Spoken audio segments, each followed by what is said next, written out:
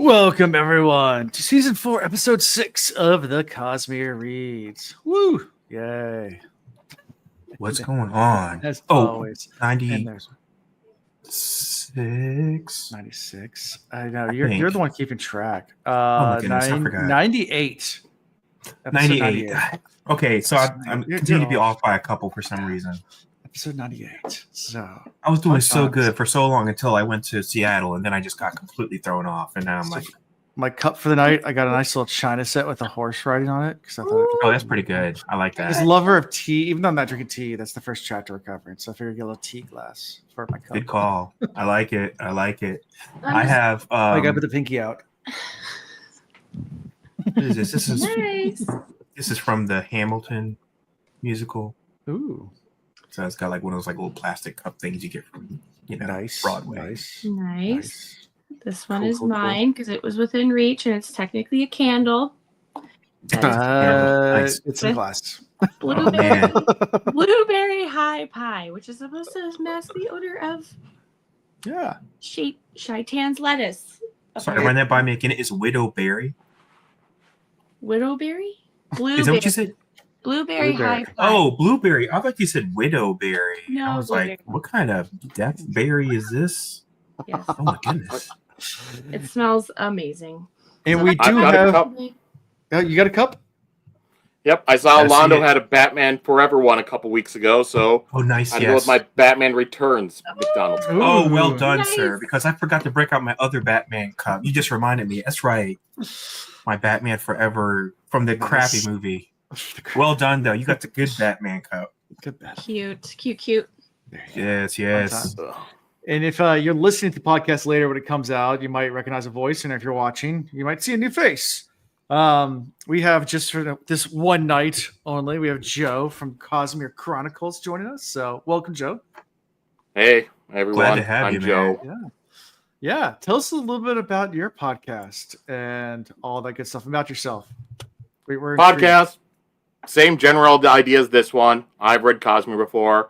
I got two of my friends who never read it, so forcing them to read through it, going through everything as we go. Okay. I'm the straight man of the group. They're the crazy ones. Okay. Yeah, and like Sheeta always brings up all sorts of different crazy shipping and everything. Okay.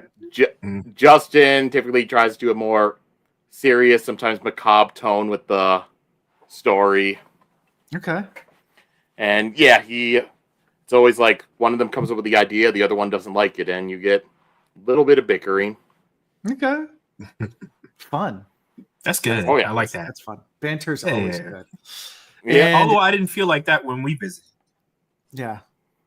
I didn't get those same vibes. Yeah. Because we came on for some Mistborn, right?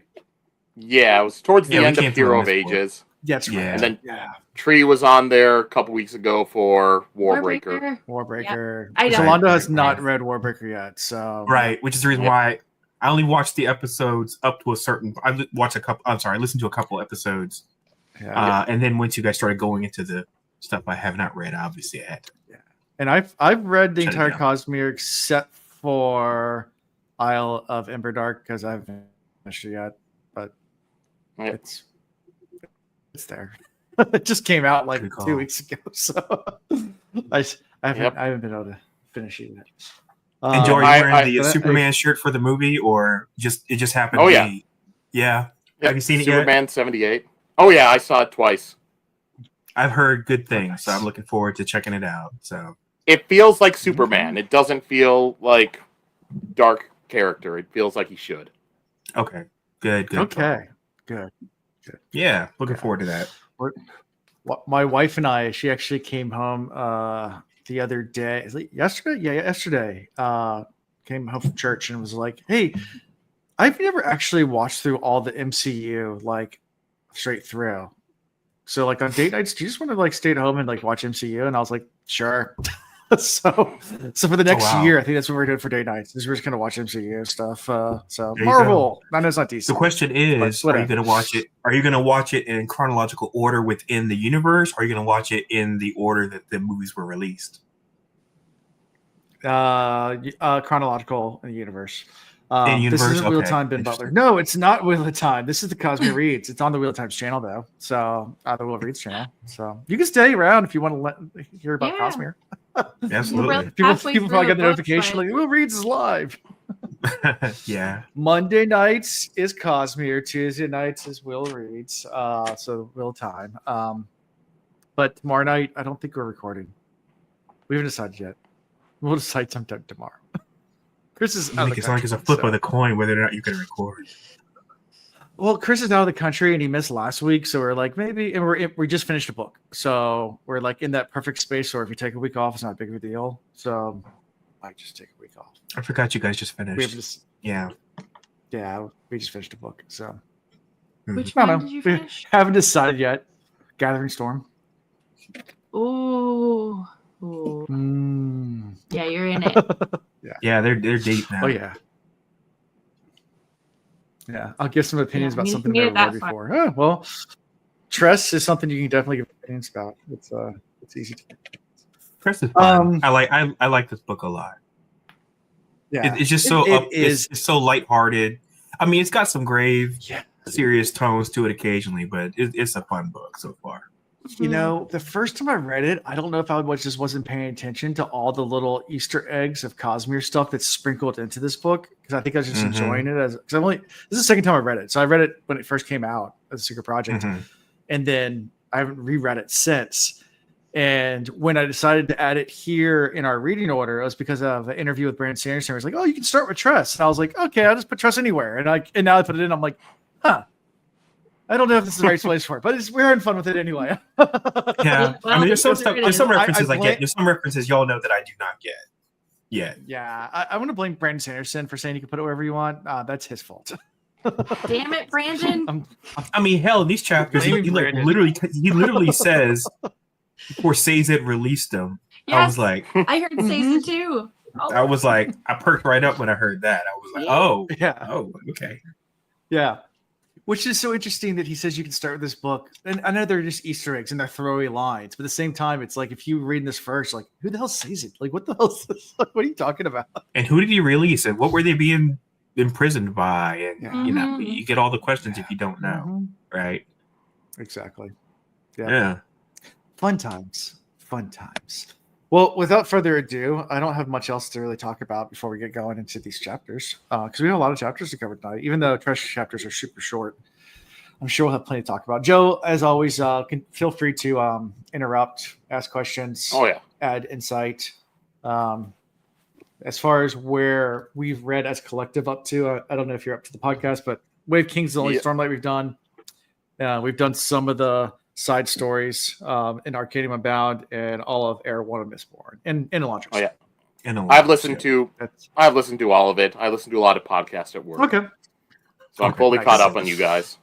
Okay. Good deal. Okay. So you know where we are. Okay. So for Yep. spoiler purposes. Oh yeah. And then after this, I'm still debating what we're going to go to next. In the reading order I have right now, it's going to be Alloy of Law. We're going to go to Mistborn Air 2 and then jump back.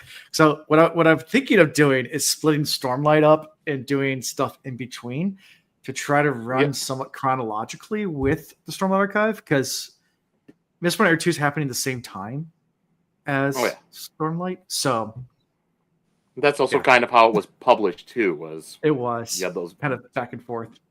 Yep. yeah. So I kind of hate that, but you do you, Alan. I trust you. kind of hate that. It's just my desire to just. I don't want you to get away one- from Scadrial too long, and they're like, "What the hell is this thing again? Like, what are we doing? That's We need to go fair. back." I you just want to check finish in. one series all in one chunk, like one story all at once. All at once. Now we're just gonna start bouncing around now. I That's what the know. Cosmere Uh-oh. does. I mean, as you get further into No. Cosmere, it really starts bouncing around everywhere. So it's I do not- It'll probably be fine. One question though. Mhm. Since you guys are listening to the audiobook, have you been seeing the artwork and stuff from the actual book?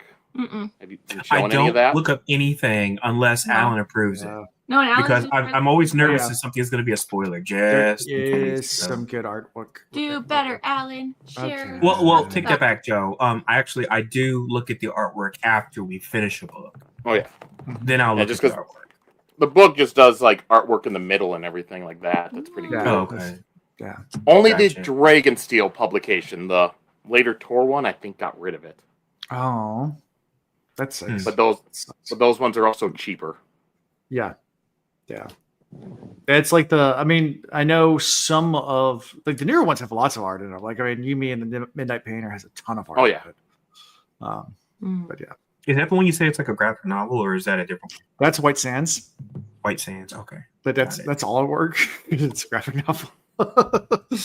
Although there is an audiobook version of that too, where it's done in the way where it's like all a bunch of voice actors. So it's what's it called when you have like multiple voice actors? Graphic audio.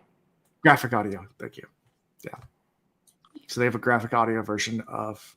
They also have a graphic audio version of Tress now. That's kind of So- cool. Kind of something interesting if you want to check it out. if you don't want to listen to Michael Kramer, He kills it as Hoyd. I like him so He much. does. as I love Hoyd. Michael Kramer. I and they're such Yeah. and Kate Redding and Michael are such sweet people. They are. Oh, those two like really bounce off each other really, really well. They do. Yeah. You know. And I know Tree. You've met Trees. Trees. You've met them in real life. Yes, but I hung out Um, with Michael more than Kate. Kate was like Yeah. a little squirrel. Squirrel. Yeah. But I totally hung out with Michael Kramer till like 5 a.m. We were just getting drunk talking about like Nice. society and Yeah, philosophy. I've never met Michael in person, but he's come on the Will Read, so I've Oh, had him on the podcast like this, Yeah. Mhm. talking. It was for a special, so it wasn't for one of an episode. But yeah, so I've met him for that. But yeah, Yeah. so He's a fun good time. times. One of these days. One of these days. Anyways, let's talk about Tress. Let's get into chapter. Was it 40, 35? 35? Yeah. Yeah. 35, the lover of tea. All right. So we're in Tress's point of view. Tress is contemplating escaping the Crow's Song when they stop for supplies before attempting to enter the Crimson Sea. Because at this point, like we said, like we left off last time, we just got the big dun dun dun reveal that that Tress is going to be bargained or might be bargained to the dragon to become a slave. So now she's like, well, maybe I can figure out There a you way to froze. rescue Charlie. Eventually she comes to the conclusion this might be the best way. Oh, I froze. Yeah. You froze Now for a you're moment. good. Yep. Now you're Am I back. still You're frozen? back. Yeah. I'm back. Okay. Mhm. I love internet. It's a wonderful thing. No, and I was saying, like, we left the last part where Tressa figured out that Crow was looking as a bargaining chip for the dragon. And, Right. and here she's contemplating her decisions.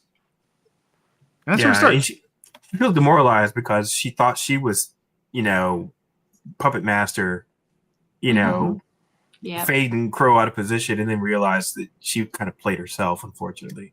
Mhm. So she's still like terribly depressed right now, Mhm. because she put herself in this like terrible situation, and she's like, I have no idea I'm gonna get out of this. Yeah. You know. I feel like that's how like a lot of politicians feel. Like when they're trying to like get something done in DC and they just get played all the time. Oh my gosh, the machinations. Oh, Yeah, it's rough. I would never Ah. want to be a politician. Just No. not my no. Nope. Yeah.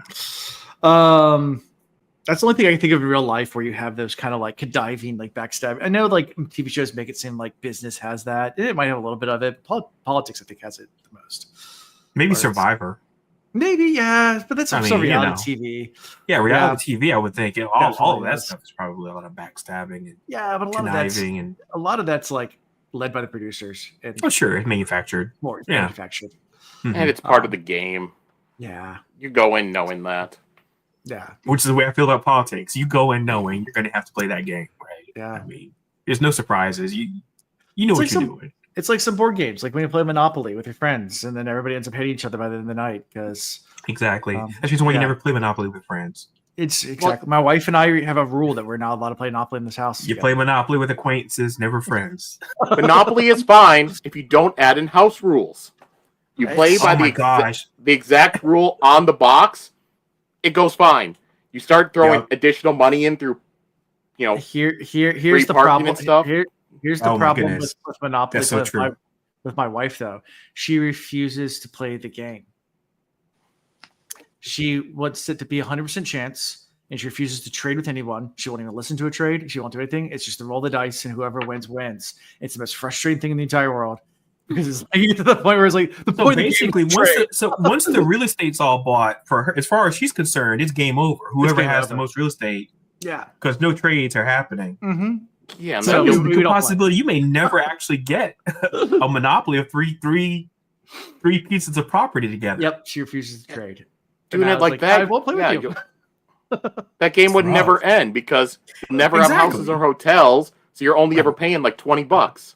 Exactly. That's right. Yeah, That's it just right. goes on forever, and I get frustrated. I'm like, I'm not playing. Oh, Like we played man. one time together. We first started dating. I'm like, nope, we'll never play. It's a rule in our house. We will not Oh, play because the man. way you play sucks. Mm. Shoot. And so does she ever mortgage any of her property? Like, does she even look at the back of the card? No, I would assume she doesn't. nope, Oh man, no strategy at all. Just rolling. she's dice. missing half the game. I know. That's what I was trying to say. She's like, I Oh, don't care about whoa. strategy. I just want to roll dice. And I was like, I'm not playing. Oh, with you man. anymore. I'm done. You should play D&D then. I just want to roll some dice. Nice. There you go. Oh yeah, that's a good idea. There you go. I tried that once, Tree, and Yeah. it didn't end well. I got booted. Mm. You were there. Oh, Well, you you just- D&D. I thought you were talking about getting like your wife to play D&D. Oh no, I never got on that. If she me just like play- rolling dice, just tell her to play a game of Yahtzee. She's good. There you go. Oh, Yeah. that's Sorry. even better. Sorry. Sorry, you can create some serious animosity with somebody who's sorry. You land on their peg, and you got to send them all the way back to. Oh man, you don't want that. That's a relationship ender right there.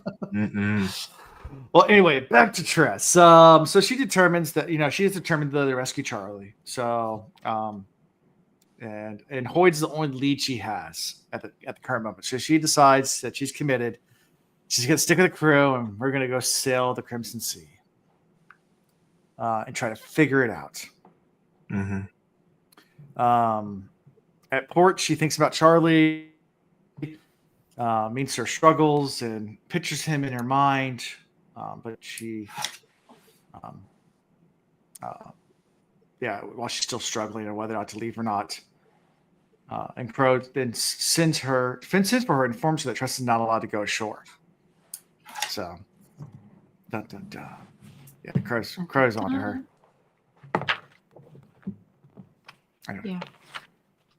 And then we get to the scene where Tress is talking to Crow. So, what do you say? It's just saying the red spores were a lot less exciting than I thought they were going to be. I wanted them to explode. Yeah, it's not so much what they do; it's the sea itself. Yeah. I mean, it's very violent. Storms. I mean, we find out later how violent it can be. Sure. Yeah. I mean, Porcupine. I mean, it's gonna be the most. It's gonna be the most violent we've seen so far. Yeah, but Without I think a it's doubt, more the I mean- weather patterns. Weather is the more problem with this. I don't know the way that I mean, we'll the way- get there. Yeah, we'll get there. I mean, Yeah. we'll talk about squalls and stuff. Yeah, we'll talk about when we get there. Yeah. Sorry, I'm not trying to jump ahead too yeah. much. Yeah. Yeah. Oh, boy, And Talk Tress about has this like ocean a weather lot of patterns. ocean weather. Oh, I can talk about that for hours. You know that. I know you. Um, no. I and Oh, it- that's right. Yeah.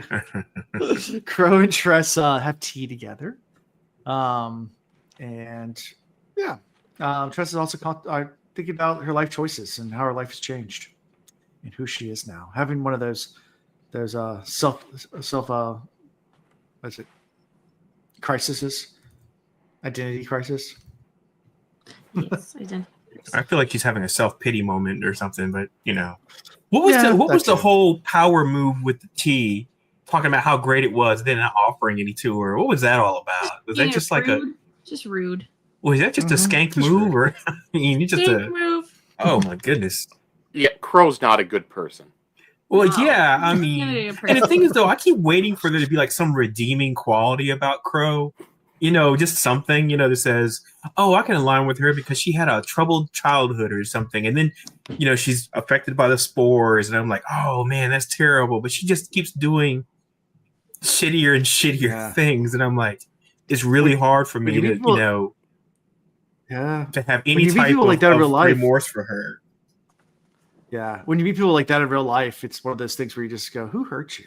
Like, What's up? Yeah. Right. Like, what's wrong with you? Like, what happened to you? Like, I mean, why but the are you amount of way you hurt are? that this lady had to have endured to be wanting to inflict Sure. that type of drama on not just herself. It's not just Tress. It's the whole crew. She has put this whole crew in basically a, irredeemable situation, which I just think is, I mean, that is just god awful. I mean, these people don't sound like they deserved it.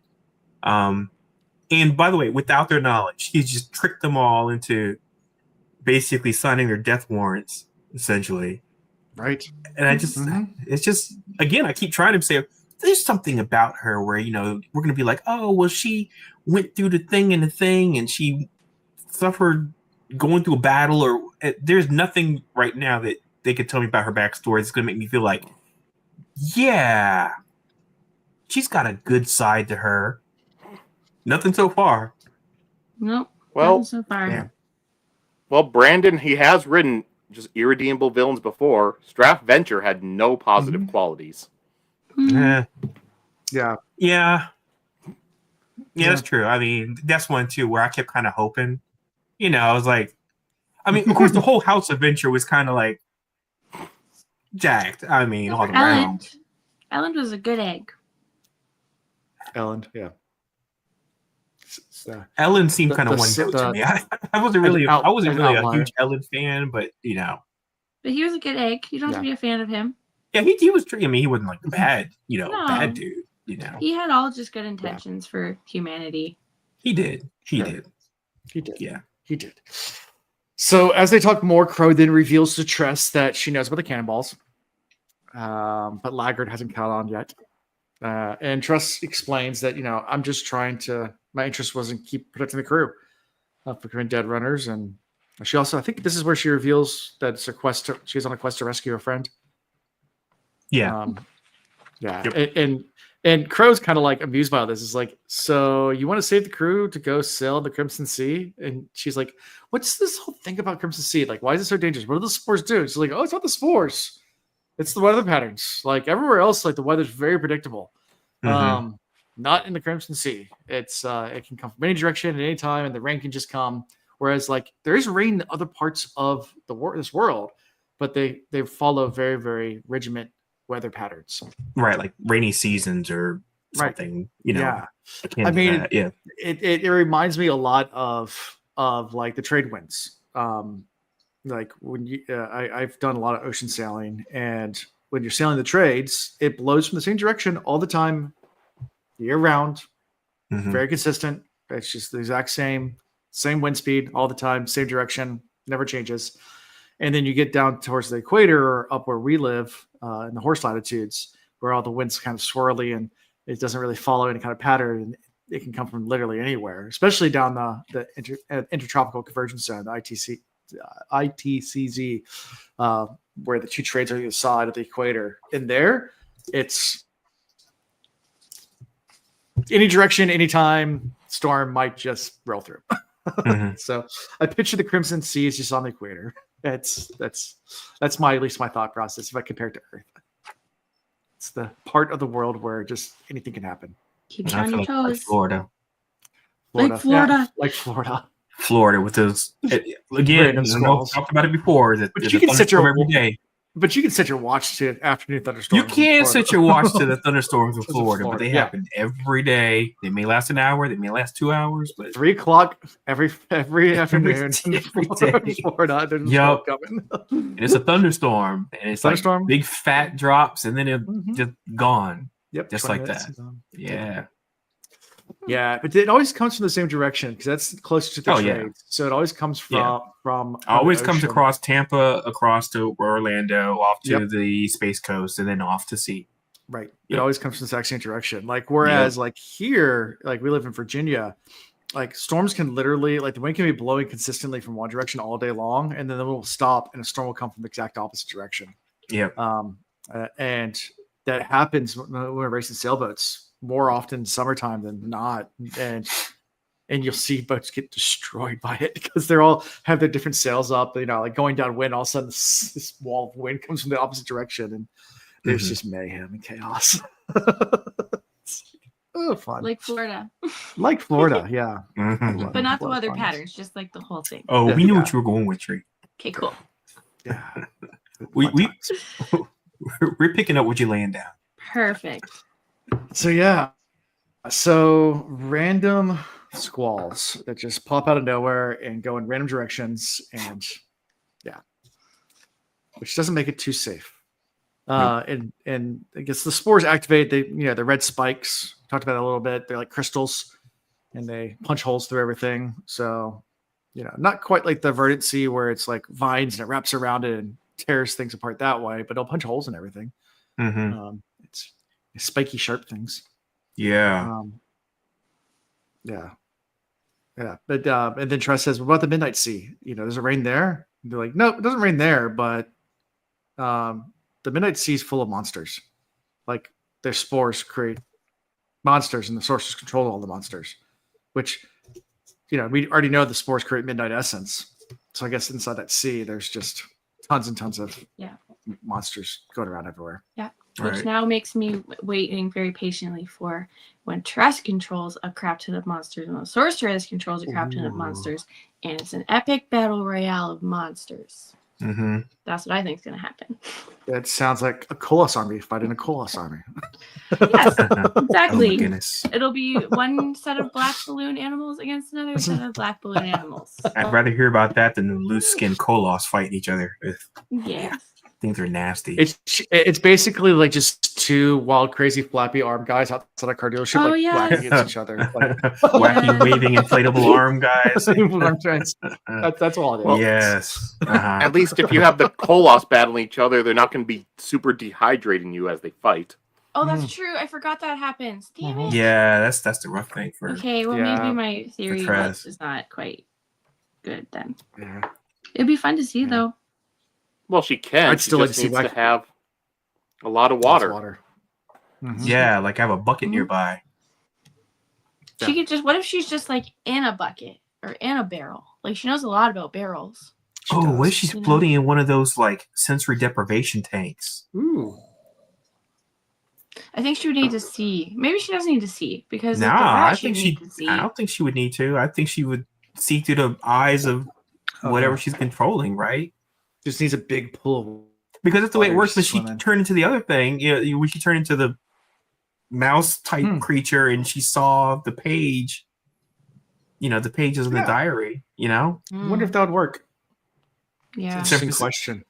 Yeah, I mean, she was in a sensory deprivation Could you tank. just I sit- think could she you would just sit in probably a be giant- unstoppable. Yeah. A giant Olympic-sized swimming pool and just sit there. Yeah. and Just control the floating that. What do you think, Joe? I want to That'll jump work. ahead, but we can't because it's later. But when she was like moving the vine, I'm like, she can move vines now. So maybe, Yeah. maybe like, maybe she can control other things like that too. Or maybe, never mind. We'll get to it later. Yeah, I got all kinds later. of thoughts on that. So we're gonna Okay, jump to good. get to that. Good. Yes. Any questions so far, Joe, or anything else before we move to chapter 36? No, that chapter, no questions for them from there. Okay. I have some questions later and at the end, Sure. but we'll see. Yep. Beans. Chapter 36, The Explorer. So Tress returns to her cabin after she gets dismissed from Crow. And she can't help crying. She's trapped on the ship, possibly going to be traded to a dragon. Charlie's still out there somewhere. And she's kind of at that hopeless point where, that Alonda's favorite word, hope, is just gone. Oh yeah. She's all up in her feels right now. She Yeah. is. Yeah, poor thing. I mean, I think everyone's been through those existential crises in their life, though, where you just heck feel yes. hopeless. Absolutely. Like everything's just Murphy's just moved into your house, and Murphy's Law's just taken over, and everything's going wrong, and you can't do anything right because it just more bad stuff's happening everywhere. It's pretty much the story of my life. So. If you focus on the negative stuff, the stories of everybody's life. But Sure. True. The more you focus on it, the more power you give it. That's Yep. true. True. But yeah, but everybody's been in that position, I think, at some point. in Absolutely. life. Everything's hopeless. But yeah, there's always light at some point at the end of the tunnel, I guess. You wait long enough. let's see. Huck comes and tries to console her, but she tells him that she just wants to be left alone. It tells, he says he can't go home because home is gone. Yeah. Which he made allusions to that, kind of, so not surprised when he said that. Yep. But he starts to tell her about things he saw while he was on shore, about children playing and about life. It was better when they were younger. That it really always seems that way. And she realizes after talking to Huck, she does feel a little bit better. And she decides to maybe start looking back at spores and see if, about the different variety of spores. She's got her hope back. Yeah, after he gets into his inner Quentin Tarantino and plays with her foot. He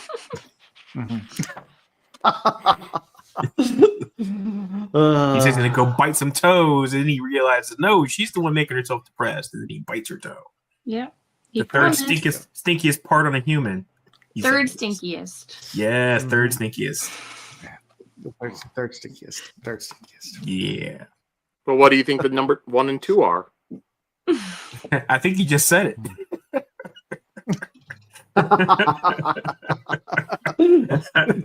I would say 1 and 2. Here's the reason why they refer to when you go to the bathroom. 1 and 2. That's my guess. I plead the I know fifth. Bile's pretty stinky too. That's internal, buddy. It comes out sometimes. Hey. I think you never thrown up before. Come on now. Yeah, but that's supposed to be. It's supposed to stay inside you. It's supposed to. That's when I say 1 and 2, I'm talking about the exit points. I know what you're talking about. Yeah. What cup Exit points. Although the in between sometimes, can also not the best place. Oh, see. Aha. You have a gift for that. But... Of course he does. Of course I know it. I did the Will Reeds. The taint is a I huge can't believe you're surprised by that, Londo. Yeah, of course. taint. But why do you still have it? How many books are you after finishing the Taint? Well, they're still not I done haven't yet. got rid of a lot of these. Yeah, it's not done yet. We can still talk about taint. No, it just comes up another. I do need to go through this and eliminate some of these gifts or replace them. I do it every now and then. Anyways, this is a short chapter. There's not really much else from this besides her feeling sad. Huck talking to her. She feels better. Bites her toe. End of chapter. Yep. And one other thing I noticed at the I don't beginning of the chapter where she was talking how even if Charlie managed to escape from the sorceress, he's probably just going to think that Tress got killed by dead runners. Because he'll just know she got on a ship that got destroyed. If he even the hears chapter where that she starts got wondering shit. about, is this the chapter where she starts being really appreciative of the fact that he was still able to send her cups back and what have you, because of she's like, I'm going through all this stuff, and she can't even think about writing back to family or anything. All she could think about is, the mission at hand. And she's like wondering, how did he carve out time, to even write her, to send things back to her, etc. And it's a good point. I mean, because, you think about what she's going through, the adversity she's going through, and the chores and stuff she's having to study. Did it say which toe that Huck bit? Was it the big toe? Is that important? I don't remember. It's the middle toe. Oh my Really? god. Really? Alan. Alondo's literally in the middle of a thought. Yeah. The hell, bro? Dark. And friend? now, I don't know. now I've got that image in my head. Thank you. That ADHD be pumping strong today, huh? Yeah. It has been. It has been. This guy. All right. Wow. Left big toe. It was left the big toe. See, Okay. it was the Left big toe. Okay. Mm. See, these are important questions. Important question, not an important image. That's the That's the thing, though, Alan. Let's pick and choose on that one. Now See, I luckily- That's another- that's- I was looking at the book, so I didn't see the image. Oh, Oh, you're lucky, lucky. sir. We don't play- You're a lucky man. Unfortunately, I've seen it, and all regret. We use that 100% image regret. on the Will Reads whenever they talk about Toe, because you have Toe. So much. I'm always Coke. listening via podcast, so I never see any of the video. See the Oh. images. See, You're missing out. I would say there's a 95% success rate on some good, animated GIFs and images. But Alan, you're swinging a miss on that one, man. I know. It's a lot easier back. So we Yeah. used to actually have people backstage that would run all the gifts and stuff for us so I didn't have to do like multi things at once. And It made it a lot easiher. And now I forget half the time. I'm like, ooh, let me scramble and find something to put in. And it's not the same, but Yeah. it's fine. I don't need anybody And to I'll- do it anymore. Didn't I'll have to Skeeter say- used to do that? What? Listening Skeeter used to do that? Skeeter and Jake used to do it. listening Go to ahead. only the podcast made episode 200 of the Wheel Reads just crazy to listen to. Didn't see drama. everybody jumping in. Is that Oh, yeah, that's Oh. right. The- When we had that was the Right, that was complete chaos. birthday Oh. one? Yeah. Yeah, Yeah. I never You were even on it. fathomed how that would be for just audio listeners for that. It's complete chaos. It was, yeah, pretty much. You're listening, somebody new jumps in. You don't know when somebody new jumps in. You don't know when they left.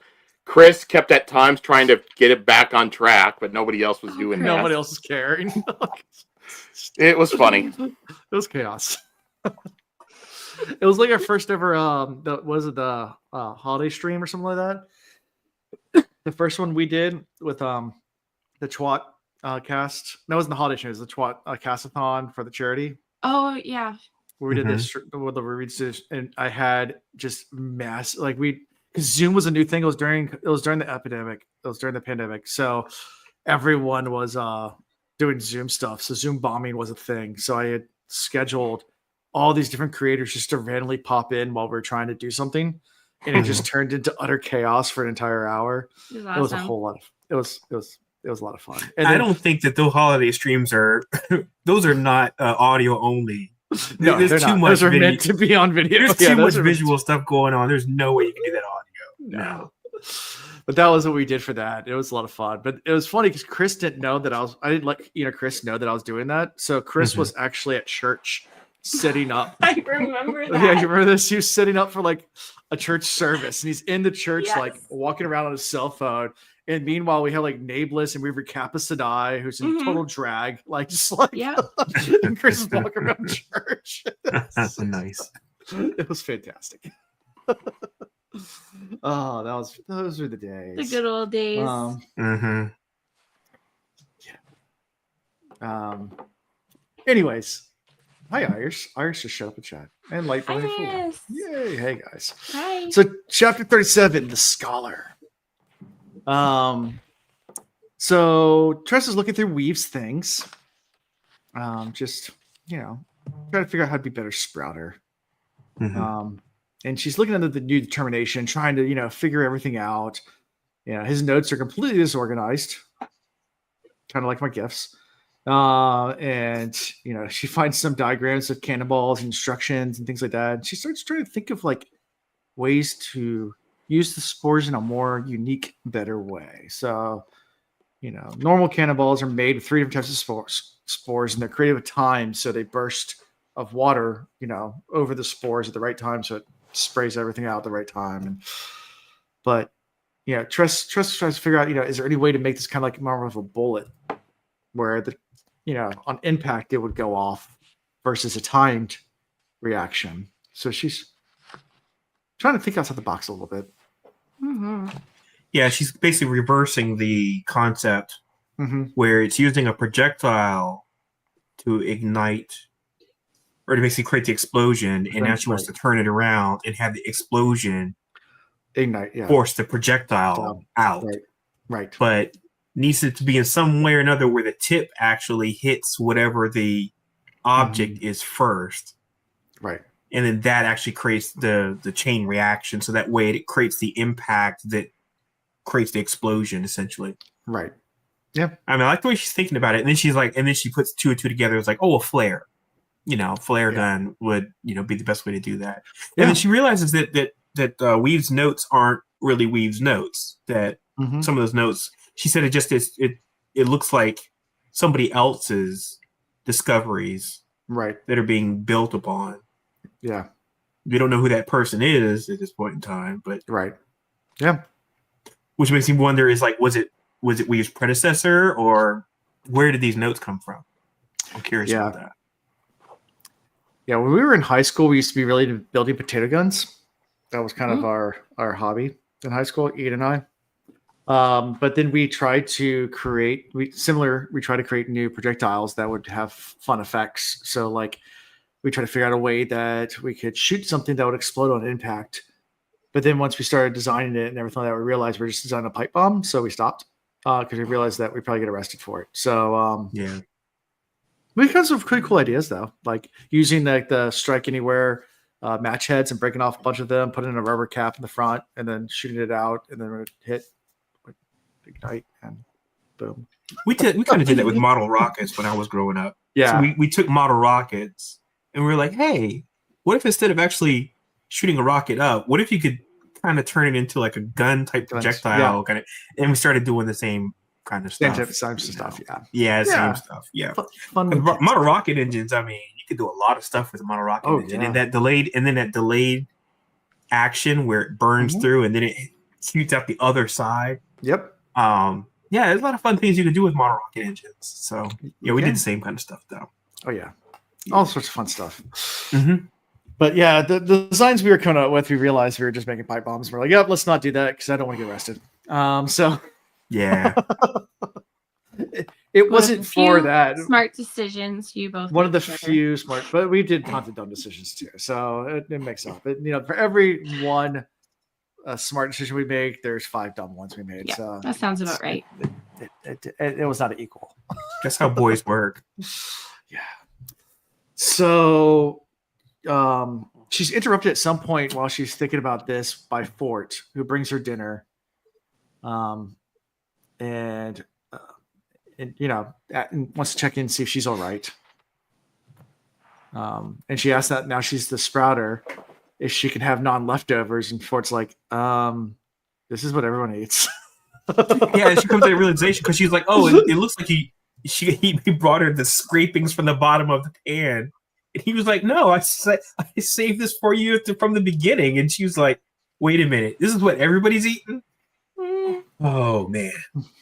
I like the way she describes it as he was blocking the whole hallway. That's how big he is. It's like so huge. He like blocks up everything.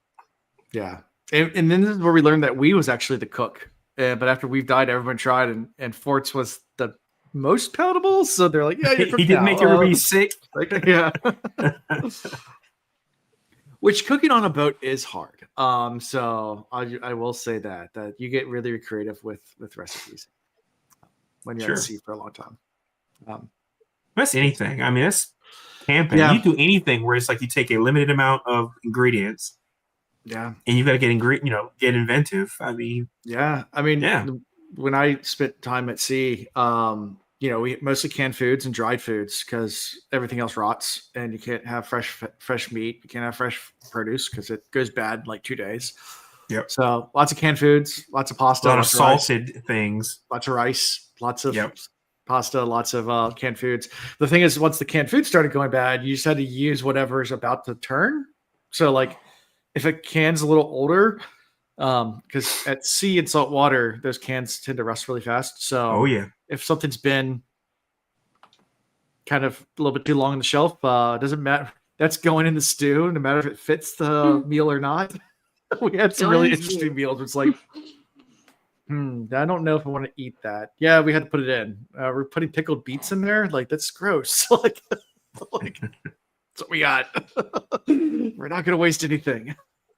The tomato soup with pickled beets, I would not recommend anyone ever try that. It is disgusting.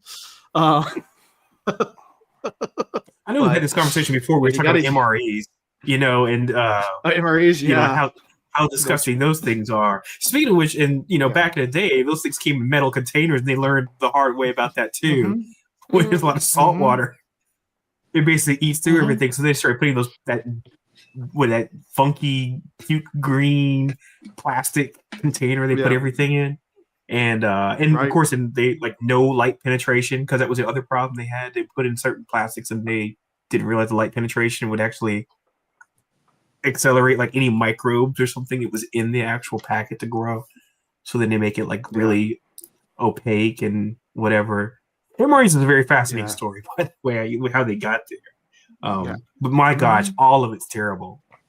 Every last bit of it's Yeah, I mean- god awful. Oh, Yeah, hardtack on sailing ships back in the 1800s. The hard rock bread that you just had to gnaw on to get it to moisten it a little yeah. bit. What was 'cause they tack had to made of? dehydrate it I've to- always been curious about. It was just that. dehydrated. It was just dehydrated bread to the point where I was just like, but they compress it so they could have more calories in there. Wow. So unlike a dried crouton, which is still has a lot of holes and like very airy, and it's okay to have a dry toasted piece of like crouton, this is Right. like compressed, dried out bread that just becomes like a rock, and then you can have all the Sucking on a rock. calories that you're sucking on a rock. I mean, tack comes up so much in like fantasy novels and stuff, and I've always been curious, like, what is it? I've never looked it up to see like what does Yeah. tack look like. Compressed bread. Hardtack, simple Salty. shelf-stable cracker made from flour, water, and sometimes salt.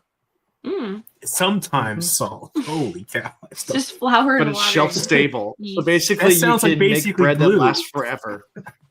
Flour and water, you It's basically glue it and then put some salt in it. You Hardtack. basically got Girl, is that salt what and McDonald's elements. It ones lasts- are made out of? And it Yeah. lasts, yeah, pretty much. But it lasts forever. Man, that's why they would use it. 'Cause Wow. You need stable stuff when you're at sea. So it doesn't mold because it has such little amount of water in it, I guess. So Because it's so salt in it. dry. Salt. Oh, it's got so much And salt salt. in it. Oh, okay, got it. Yeah, Alan, you're really selling this like Did I freeze? seafaring thing for me. Oh, there you go. Oh yeah, absolutely. Can't wait for a carnival cruise. Yeah, no, I'm good. You know. Yeah, skip that. Yeah, I mean, no, thank you. I really like land. Mhm. yeah, I mean, I watch Man. One Piece. They're always eating delicious every episode. Right? That's a good. Not how it really Lies. goes. These guys are on the seas all the time, and they're enjoying themselves. What are you talking about? Yeah, no. You just need to get it's yourself a all lies. Sanji. There you go. hmm I mean, we catch fish, but you eat a lot of fish. But yeah. That's the only fresh meat you get, fish. So you get mercury poisoning, but hey, whatever. Mm. Lots and lots of fish. So Tress actually decides it's time for Fort to collect on trades. And just then there's a bell that alerts them that they are reporting, they're alerting them to the border of the sea, to the Crimson Sea. They get in there.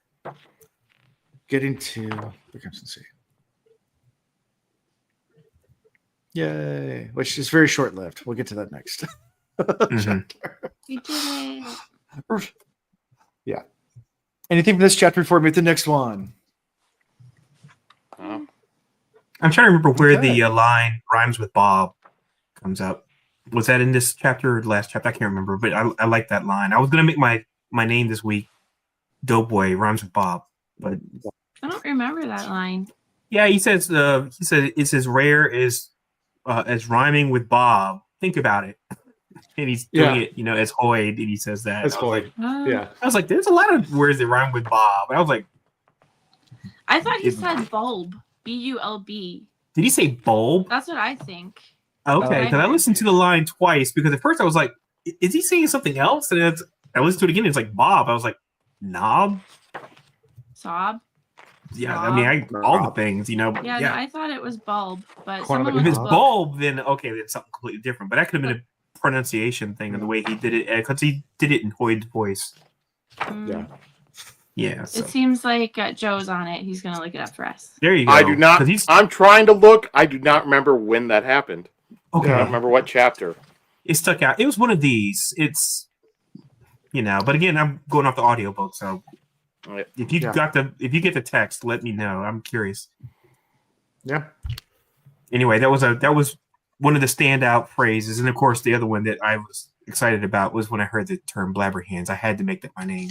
See, that's another one. I'm like, I didn't hear Blabberhand. Oh, Blabberhands! Oh man, I love that. When he said it, I was like, that's my name this week. Blabberhands. He talks about mute people, and he's like, you would think mute people don't really talk a lot, but I've met quite a few Blabberhands. And I was like, this is great. I gotta that's going on the name placard. That's cute. That one went right over my head. Yeah. His wow. use of crazy, interesting phrasing. I mean, it started with waitress, of course. Yeah. I mean, they started there, and it has just been just fun ever since. So I've enjoyed all these interesting colloquial uses of weird terms and everything. Huge fan. Dr. Bendover. Nice. I don't know. I don't know what they're talking about in chat. They're going on the whole. Oh, chat. Chapter 38. Yeah. The Apprentice. So the Crimson being the first sea that Tress had seen that wasn't the Verdant. Tress is both startled and a little bit superstitious about it when she gets there. But Fort notes that she's grinning. She's even though she's terrified, she's smiling. But a lot of people do this where they will laugh or they'll smile when they're terrified. There's this one of my really good friends in college. He dated a girl that whenever she was scared, she would hysterically laugh. So we have a local theme park here called Busch Gardens, and they do Hollow Scream, and they have haunted houses you can go through. And it was the funniest time going through with them in college because the entire time she's just hysterically giggling the entire way through, and she can't stop. And so we're cracking up laughing. Some people have these weird reactions to stuff, and you think it's because they're crazy, but it's just their body just responds. I think about the lady from Modern Family, and every time somebody talks about death, she smiles and giggles a little bit, and it's she just has this weird reaction, and everybody's like, "Are you really smiling right now? And you're enjoying this?" She's like, "I'm not." And it's just a weird reaction thing, and that's real. That happens to some people. So yeah. I get the whole jaw shaking, if I'm really anxious about something, or if I had just gone through something that was shocking or traumatic in one way or another, my jaw just shakes uncontrollably. Oh, really? Wow. Yeah. Good. Yeah, and of course Fort thinks that she's smiling because she's excited about it, but in reality she's terrified. But she also suspects that might think she's still King's Mass theory or whatever. And as all this is happening, one random rain squall starts to come near and sends out all these spikes everywhere, and they immediately run away. So it's like the Monty Python, run away. Yes. Immediately tack over and go back to the other sea. Nope, we're not ready yet. Right. Abort mission. Abort. Yeah. That's always fun. So they don't stay in the Crimson Sea for long in this chapter. They run back over the Verdant Sea almost immediately. Fort goes back to the kitchen after this. Laggard then grabs Tress to try to teach her about cannon firing, which, obviously Laggard's one of the best instructors out there, where he's just I was gonna say, you're using the term teach very, very, I was going to say salaciously, but no, I mean, you're applying it, but really teaches, thrust into the field of battle, basically, just good luck. Yeah. Yeah. Man. Yep. Yeah, here's fire. Good luck, Here's a cannon, figure it out. Yeah. Literally trial by fire. You're either gonna do it or you're gonna blow yourself up. Either way, it's not my problem. Either way, anymore. Exactly. Yep. He's one less egg to fry. Yep. Yep. Which I guess is one way of learning.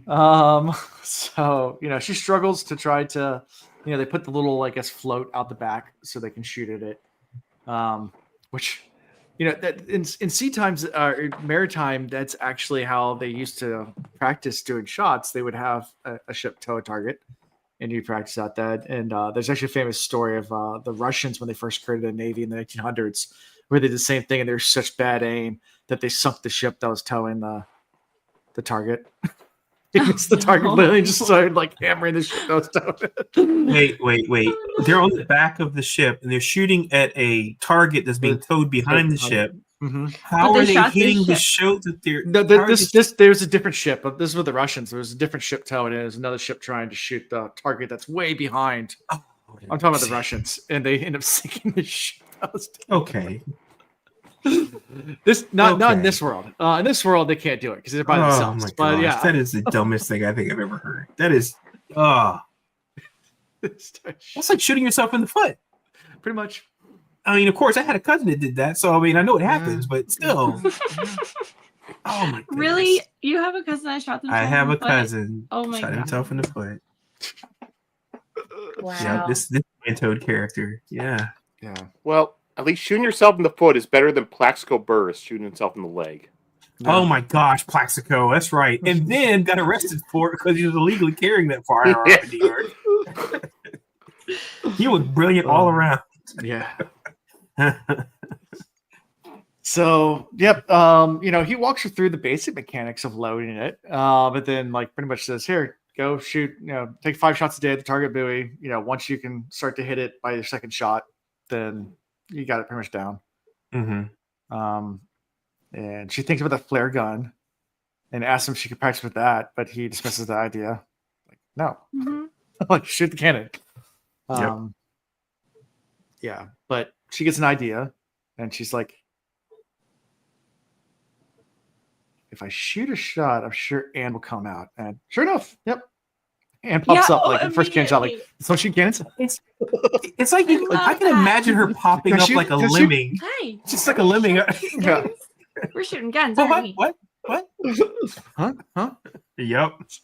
I literally imagine her doing that like a meerkat, just like I'm thinking meerkat. I'm saying lemming, and I mean to say meerkat, but yeah, meerkat just popping out of the hole. Yep. Super excited. I love her. Yeah. She's fine. I hope nothing bad ever happens to her because I will riot. Yeah. By saying that means she's going to die next week. Whoa. I was going to say the same thing, Joe. I feel like she spoke it into existence. No, that's not how I manifest things. Oh, I no. manifested it out of existence by saying, I hope this doesn't happen. It's Tree's fault now. Mark it here. No. Mark it here. No, Tree spoke. Oh, man. I'm going to make the RIP sign right now. Just RIP. Stop it. That's going to be Londo's name for next week. Yep. No. Tree called it. Don't do it. Tree called it. Tree called it. Yep. Well, I hope it's something else that I called like way earlier that ends up actually. Oh yeah, no. If it's definitely if you got something, if you guessed something, I'll give you the same credit. Yeah. Yeah, I hope so. I think you did the same thing during Way of Kings. You're like, man, I hope nothing happens to Dunny. Next week, Dunny dies. No, I did not say that. I knew Dunny was right. We knew Dunny was like not long for this earth. We knew when, and I think I said it on that podcast. When somebody starts telling their backstory, and it's like that scene in Forget Periods, like Bill Crystal's talking about, I can't wait to get home with my Dodgers, and I'm going to go to Coney Island, I'm going to get one of them hot dogs. And no, Dunny was they start telling the backstory, it's like, oh, you're done. You're done. Too sweet and too You're innocent. done, Dunny. He never stood a chance. Nope. But Anne stands a chance, and I hope she makes it all the way to the end. I got hope. We'll see. Well, chapter 39, the chicken keeper. So Anne shows up and she starts to show Tress how the cranks work and how to aim. And Tress just looks at the cannon like, are you aiming at the target? She's like, yeah, I'm aiming at the target, like right there. It's like, she's looking at the cannon. She's like, you're like 30 degrees off. 30 degrees off, by the way. She would be the world's worst golfer. I mean, 30 degrees off is like, you're just basically getting 4 all the time. This is 30 degrees. I mean, 30 Is she boss-eyed? That's the question. Is she like, her eyes are like all cross-eyed? Yeah. It's really impressive, though. Oh, sorry if you heard that. I dropped something on the floor. What's impressive? That she's that far off? She can miss so bad. I know, and then she thinks it's a curse, and I'm like, I don't think it's a curse. I think you need glasses. Yeah. Probably. I think you need corrective lenses. Yeah, some perspective. Yeah, something's going on there. Something is Something's out of balance. Something's going on there. Yeah. Poor thing. For like equilibrium, maybe it's an ear problem. I don't know. Maybe she was around too many cannons. No, something. Yeah, and Tress starts to share some of her ideas with Anne, and Anne just kind of laughs at them, and she just thinks guns are nifty. Guns are cool, man. Guns are cool. Guns That's are right. cool. And she's trying to figure out her Yeah. backstory. Yeah, she's trying. Yeah, she's like, "Were you a slave?" And she gets She's like, "No." she gets some of it. You know, she describes that she used to fire cannons because she was until she had a mishap in the militia, where she shot her own sergeant, who was behind her inside the barracks. I still cannot. I could not get my head wrapped around it. I was like, "Wait, explain it again." It's like you ever seen the it video again. of the guy trying to shoot the bazooka or the rocket propelled grenades backwards? Yep, got it backwards. Which they do. That's what I I can kind of get that, but I still don't understand how do you pull the trigger. The trigger clearly goes one direction. So how did you? Yeah. How did you think that pushing the trigger forward was going to be the way to fire it? Yeah, I don't know. She said the cannon bounced, so. And that was the other part. Did you know that? Man, this whole thing. I need to see video. I need to see a video recreation of how this There's a wounding happened. hold on. There's a famous story. Hold on. Keep talking. Oh boy. Well, now I don't have anything to say. Well, I was wondering what were the other things that she said that she thought she was a slave, and then she talked about being around chickens, of course. Yeah. And then what was the other thing that she said because she was like recounting all the things that the other crew said about her that they thought she had done. Soleil thought that she saw cannons and firearms as symbols of authority. And she wanted that because people take carpentry for granted. Which that kind of checks out, if you think about it. Yeah, that was pretty close. But then she laughed and she said, wow, she's never been more wrong about me. Or she's never been good at judging people. And then what did Ulam say? So here it is. I found the story. So the name of the guy was Henry Zigland.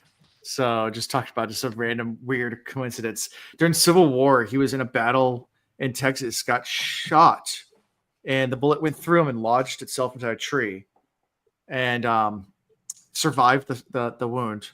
Went on to live, and 20 years later, the tree was dying because it had a piece of lead wedged in it. And if you ever spike a tree or something like that, eventually the metal will kill a tree. It's something so 20 years later, so he went to go try to remove the tree from his property and just put dynamite inside the tree. Oh, I know that story. And he got killed by the same bullet. And the same bullet came out and killed him. Yeah, right. Yeah, that's an infamous story. I've heard that one before. It's an infamous story. Why would you dynamite a tree? Is the question. You wouldn't, Alando. You wouldn't. Well, they didn't have chainsaws back then. Yeah, there's a lot of things that people dynamite that they shouldn't, like whales that happened.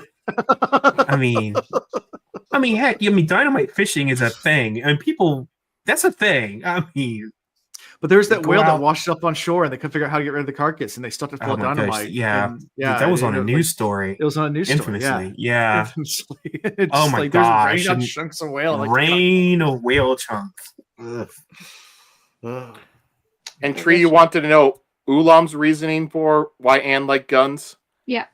Pretty much it was because guns and cigars, because of the shape of them. So pretty much he said that she liked them because they looked like dicks. Right, that's right. They looked like dicks. Yep. Well. Yep. Get it, Anne. Yep. Good old Ulam. He's a weird character all around. I like him.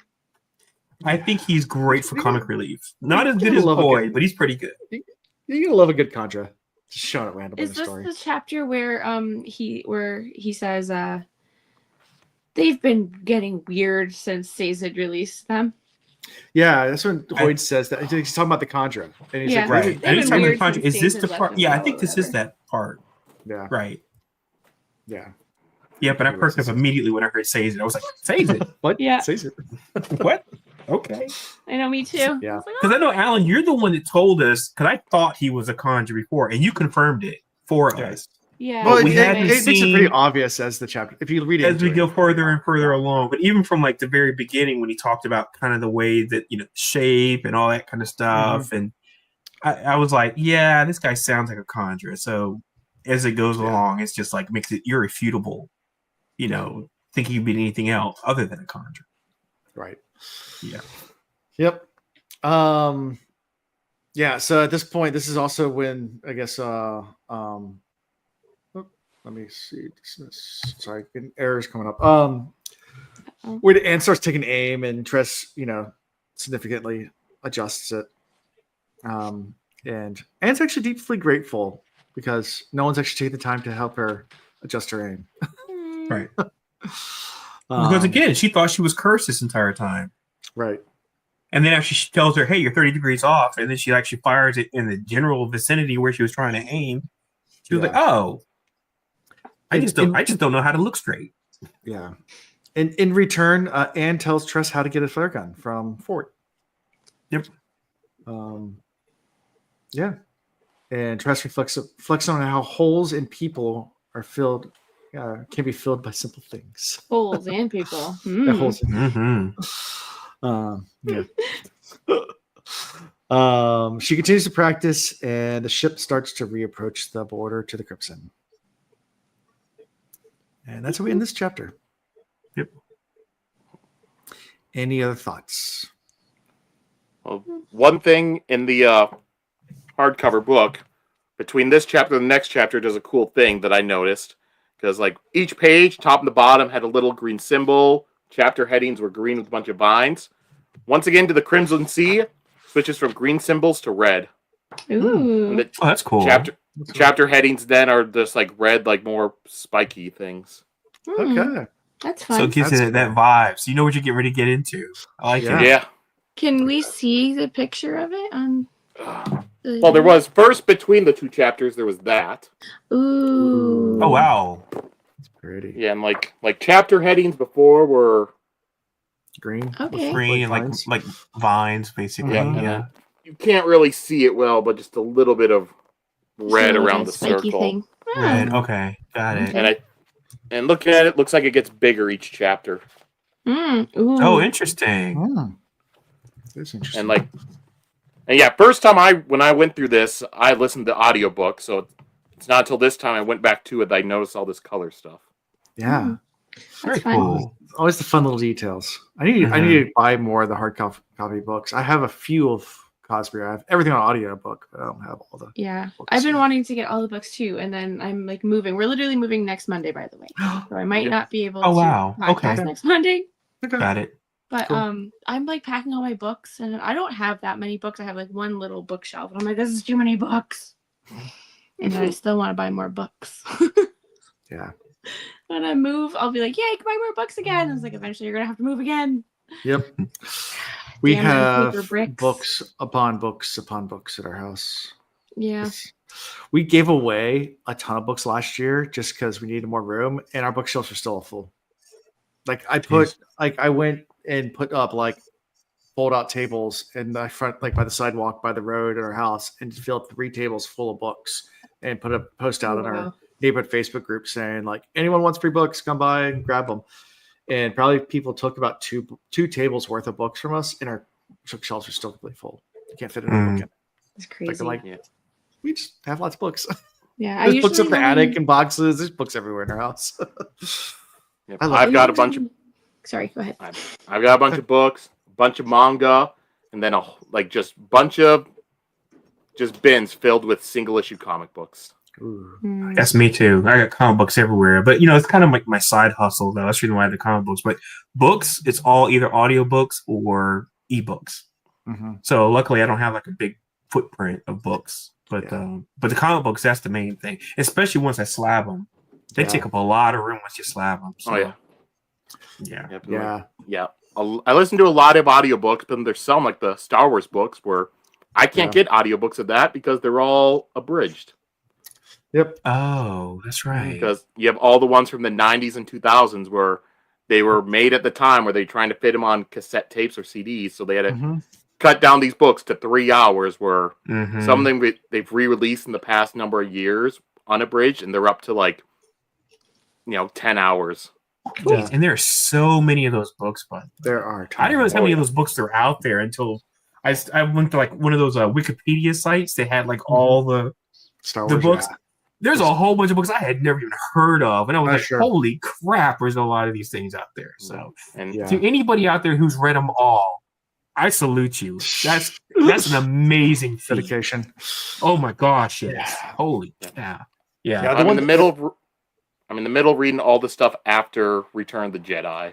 Okay. And then it says a whole bunch of those books that they have now basically said they're non-canon. Yeah, which I think is garbage because I'm like, wow, there's a lot of thought put into these books, But but they've been, but Disney's slowly starting to bring some of that stuff in where it makes sense, but not nearly. There's still a lot more good stuff out there. I mean, they did a little bit of that with Thrawn. They've done a little bit of that with Here There, trying to pull some of that was Legends into canon. All right, but it's a mismatch mesh of stuff. But, one of the best characters from Legends they'll never bring into Disney canon. That's Mara Jade because they've already messed up how she would even fit in. Right. Yep. Yeah. Is it like a lineage issue where? Well, she started off where she used to be like an assassin for the Emperor. For in the past, and then after that, then she's kind of working with them. Then eventually, she marries Luke, and none of that would that would fit with the Disney canon at all. No, not based on when they put out the third trilogy. That's done. Yeah, can't. Nope. Yeah. And with all those Legends only characters, she was probably like the second most popular of those made up characters after Thrawn. I don't know. I feel like in 30 years from now, you start retconning Star Wars, just like they do with Batman and stuff like that. You just create a new. You can do it. You just. There's always a way you can go do back. that. I mean, yeah. You can always do that. Like alternative universe. We'll just do like MCU. We'll just do like. It's the Force. You can just make it do anything you want. Just keep the universe introducing new theory. capabilities of what you can do with the Force and was just one midichlorians. universe. Yeah. That Force. Yeah. So, anyways, there's so many Star Wars books. One thing I want to get for the Cosmere though, I mean, if I was more wealthy, I would definitely get all the leather bound Dragonsteel books. Yes. Oh my god. I saw one of those, and I was like, those are some beautiful looking books. They are. They're gorgeous. Jeez. I bought. Don't they have like gold leaf or something on the pages? Yes. Is that what they is on the outside? Yep. Man, I just know I saw a picture of one. They are. Like, oh my they're god. Expensive. But they're all expensive, right? They're expensive. To collect them all, it's got to be like that's got to be bankruptcy, right? I mean, yeah. I think those are. It's like $250. I bought. Right. That's I right. Bought, the first Mistborn book signed by Brandon Sanderson, a signed copy of it, and I gave it to Chris for hold on one second. Got kids. Gave it to him for his wedding present. So right. Good deal. Yeah, no, like Brandon did a video recently where he's talking about that, and those leather bounds, he made a great deal on it. Because when he was doing like the publishing deal with Tor, in the past before they had tried to do like a leather bound with the Wheel of Time, and at the time they barely sold any, and they're like, no one wants to buy this. So Brandon, he managed to get the rights, so that way if he wanted to do a leather bound, he would be able to publish it all on his own. And they're like, yeah, go ahead, do that. Really? Yep, because they just did not see a way to sell it, and he thought of it'd be like a collector's item. You have a market for it. Right. Then he started doing that, so now he's been able to do all his stuff leather bounds, actually selling it, making money, and now they're starting to do like with him working on it, doing the Eye of the World leather bound. Woohoo! Jeez, what are those limited to when he does those leather bound looted releases? I don't know if he does a limit at it. I think you can still go and buy like Elantris and Mistborn and stuff. Oh, really? I thought they were like limited release. I thought that, like limited to like, like the comic books, where they have like the variant copies and it's like limited to like 1,000 or something like that. I thought he did the same thing for Leatherman. I didn't know it was like, if you want it, we'll print it for you. We'll get it made up for you. He might have maybe did that at first and then printed more because when I check his website, I see you can still buy like those older leather bound. The signed ones are more rare. I mean, sometimes they have the signed ones that come out. They cost more, but you can get signed ones. Wow. Yeah. Yeah, I mean, that would be an amazing collection to have if you could get all those leather bound books, though. Because they're just pretty books. They're gorgeous. Really pretty books. And especially if they include like the artwork like you were showing, Joe. I mean, if I could, if they all had artwork in it, I would be doubly sold on it. Oh, see. They do. I need to not know this. Yeah. Tons of artwork in them. Beautiful. Oh my artwork. gosh, yeah. Yeah. That's one of the reasons why I love collecting the comic books that I collect. Sometimes it's just the artwork is just so freaking good. Yeah. And I'm just like, I'm just enamored by like, so much talent. Yeah. Yep. That's why I end up with most of the books I have, just because they have pretty art in them. Mm-hmm. Yep. Mm-hmm. Does it every time. Yeah, but it evokes like a reaction just seeing it, right? Yeah. And it just makes you feel good about like looking at this thing and touching it and saying, I got this. And you open it up and it just gives you a good feeling to see that beautiful artwork and somebody's just mastery on page. Love it. Yeah. Yeah. It's pretty. But yeah. Let me see if I can find. So like here's I can do share screen. Hold on. This is from Mistborn. This is from let's go letterbound art. Yeah. So this is like some of the art that's in the Mistborn one. Yeah, see, that's what I'm talking about. Yeah, so it has that art and stuff inside of it. Yeah, it's awesome. Very cool. Ellen and Vin. Ellen and Vin. Yeah. Tootie patooties. But yeah, really good artwork just all throughout the books. Very cool. Yeah, I know like Brandon, his last year he did like the Kickstarter backer kit for the Words of Radiance. And they included all sorts of different Spren plushies. So I have the Honor Spren one. Yeah. That's just Syl. Nice. Ooh, hold on, hold it up again. Syl. Oh, cute. Syl plushie. So so we talked about that the Pokemon card things for the various Sprenamon. Sprenamon.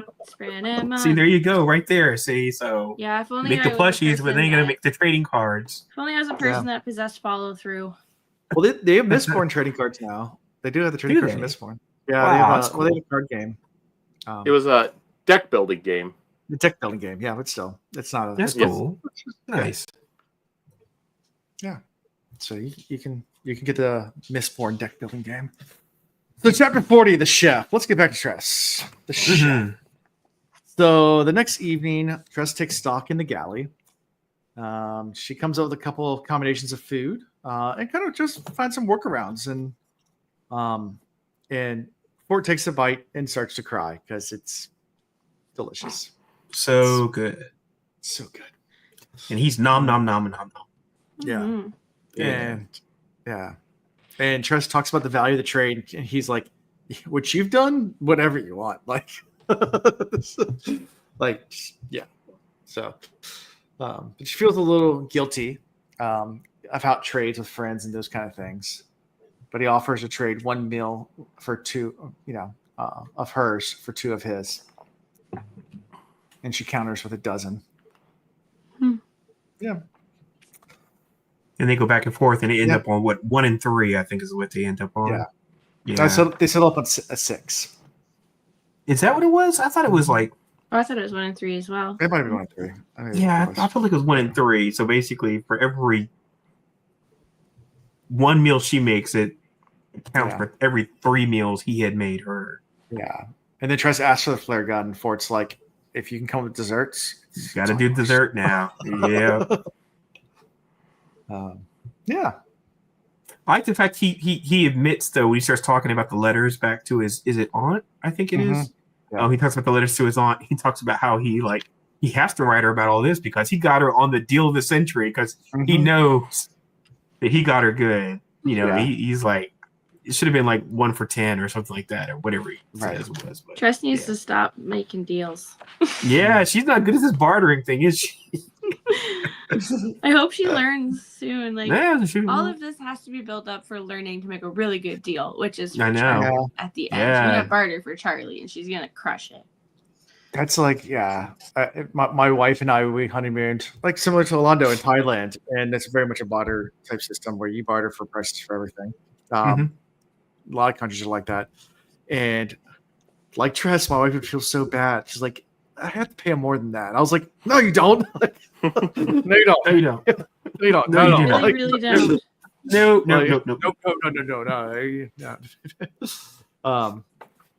We would do that all the time. You know, I was in Indonesia and would use language to our advantage, where like we just confuse them because we're broken Indonesian and missing the English and back and forth. And like I remember we were trying to negotiate a bus ride to town with the bus driver because you even negotiate price for that. And they count the price. We're like, no, we'll get down that, and then get out at 10 cents. And the very end, we're like 10 cents for all of us. And he's like, yeah. And I was like, okay, yeah. We all get on the boat and give him 10 cents. And he's like, wait, what? No, oh. There's nothing better. It's like the best ploy is to play stupid. Be like, I don't know what I was negotiating. You know? Yep. I thought it was 10 cents for all of us. So it was 10 cents for the whole thing. Yeah, absolutely. Yes. Good times. But yeah. Like Tress felt bad. I was like, oh, you have to pay him more money. I was like, no, you don't. No. But yeah, so she gets her flare gun. Thanks her for trading. Fort then explains that he grew up a hunter. Hunting for great trades, something he writes home about. We talked about that. And Tress hopes that someday she'll be able to share some of these stories with Charlie. Yeah. Me too. I hope so too. So chapter 41, The Philosopher.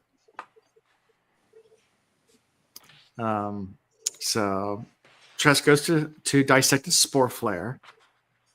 And this is the scene where I think isn't this where like the little spores and it starts to grow in certain ways? Yeah, the vine fuse. Yeah, the vine. Yeah. Mm-hmm. Yeah, which gave me all kinds of thoughts. Mm-hmm. Yep. And she's thinking about, and this is also where she's thinking about, religion and also experience growing up and the diversity of the meaning of life. And Hoyt kind of chimes in here as a narrator about, I can't remember what the thing he said for meaning of life was, but to make a sound of something like a sound of a muskrat or something straight, like just off the wall weird. But there was a line in there that Hoyt said about the meaning of life and like how it's different for different people. Like different people have different meanings, different purposes, life purposes. But yeah, I vaguely remember that. Yeah. I was right. Blabberhams was the last chapter. Yeah. But she reassembles the flare instead of using water. Or flare, so release water instead of sunlight. And yeah, she's trying to puzzle this all out, test it. Mm-hmm. Yeah. And the whole reason why she's doing this, I think, isn't she trying to now create a weapon to kill Crow, right? Yeah. To stop Crow without hurting her. Right. Yes. Because she knows a regular gun is not going to work. Mm-hmm. Yeah. So she's trying to figure out, she's being purposefully evasive about exactly how this is going to work. Right. For us, the reader, but she's dropping little hints. Yeah.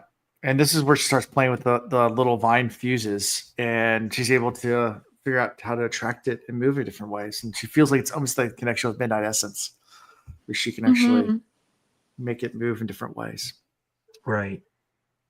I think she's pretty much trying to use like the green spores to make like a Spider-Man web shooter. Mm-hmm. Yes. Mm-hmm. Yep. She wants to pin her to the wall. Yep. And this is also where she thinks of her cups and how the only thing that remain that remind her of Charlie. Mm-hmm. Yeah. And she's contemplating about the vines and how the spores work, and like, that maybe they should be feared. Maybe they're just misunderstood. Like they're not trying, like, because the one little vine's not trying to hurt her. It's, it's Right, because when she actually makes a sentient connection with in a way. it, I was waiting for it to do something bad. You know, like perhaps some like a visceral reaction to it or something. But it seems like it was kind of like just wanting to connect. You know.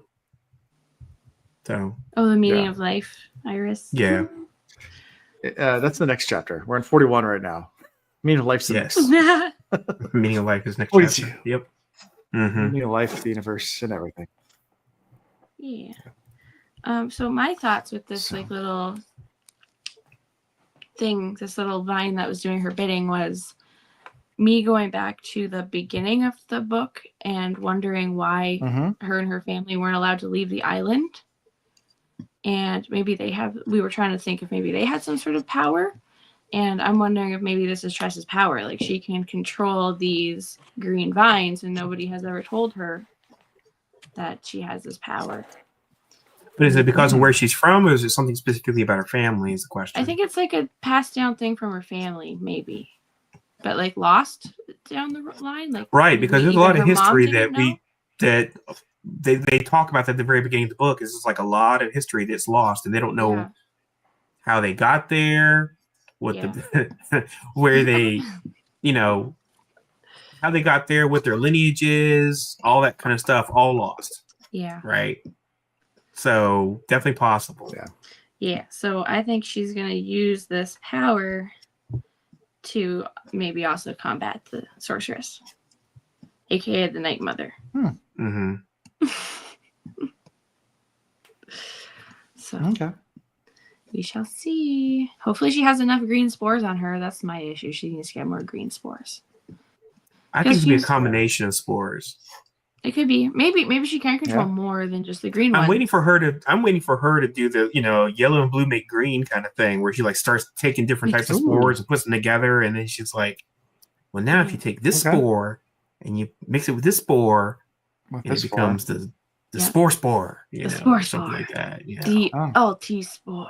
The Ulti-spore. Interesting. Omnispore. Oh, I like that even better. Omnispore. Well done. Omnispore. Yeah. So I don't know, but it's gonna be cool. But she needs to spawn them all. Gotta catch them all. Sprint now. Spore. Spawn them all.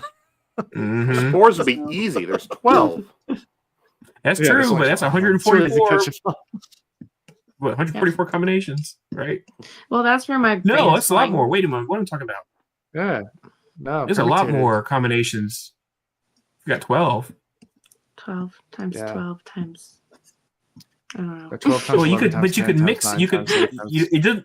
See, it's more than just you combine 2. You could combine 3. You could combine 4. So it would actually be 12 factorial. So it'd be 12 times 11 times 10 times. Yeah, we could use every permutation. Theoretically, you could combine all 12 in one slurry. Slurry of spores. Transformers. So, if I did the math right, I think it should be 479,001,600. That sounds closer to what it would be because again, it's every number. Yeah, 12 that factorial. Should be 12 times 11 times 10. Yep, all that. Yep, damn. 12 factorial. Yep, there you go. 12 exclamation point. That's a lot of freaking spore combinations out there. So that being said, if you are able to combine spores, now you start talking about like Mistborn kind of stuff. We start combining the metals, and it gives like different capabilities and stuff. Different abilities. Ooh. Yeah, I can see that happening with the spores. And he's already set the precedent that he likes to do that kind of stuff. These combinations. Okay. Excellent. Interesting. If there is not a giant transformer, then Transformer. Yeah, that's what I'm expecting now. Just Tress has her giant transformer. Spore that means the eye. Transformer. It's just made of all of these spores, and it's just a crazy tentacle leaf arms and spiky things. That'd be really interesting. Like if you had like a sentient to like Midnight Essence being that could like use all the powers of the spores. Yeah, the Midnight Essence is like the glue, like is the glue that puts it all together Mm-hmm. and shoots like the spiky spores or Yep. Yeah. Very interesting. That'd be so cool.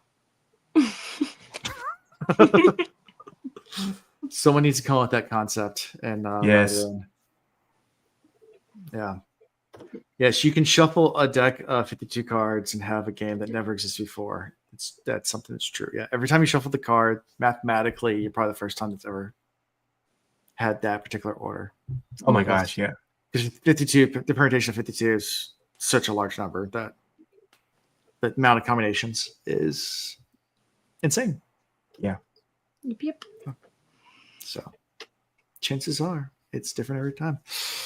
The chances are you'll actually be the first person in history ever to have it. Like every time you shuffle, you're the first person to ever do it.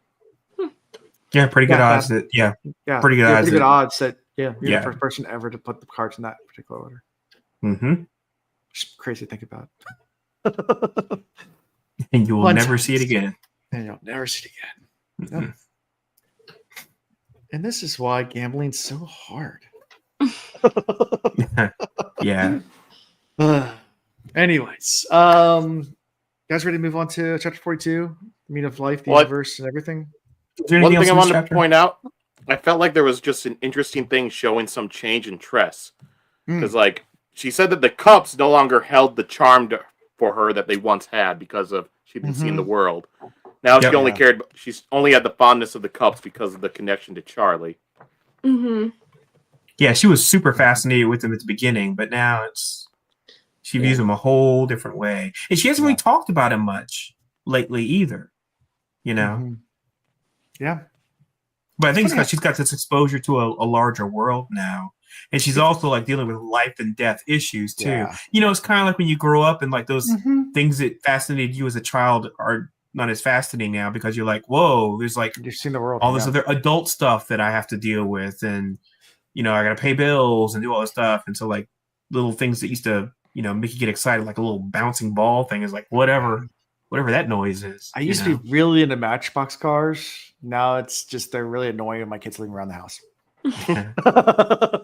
Unless you're one of those guys who like collects those Matchbox cars and has like all those rare ones.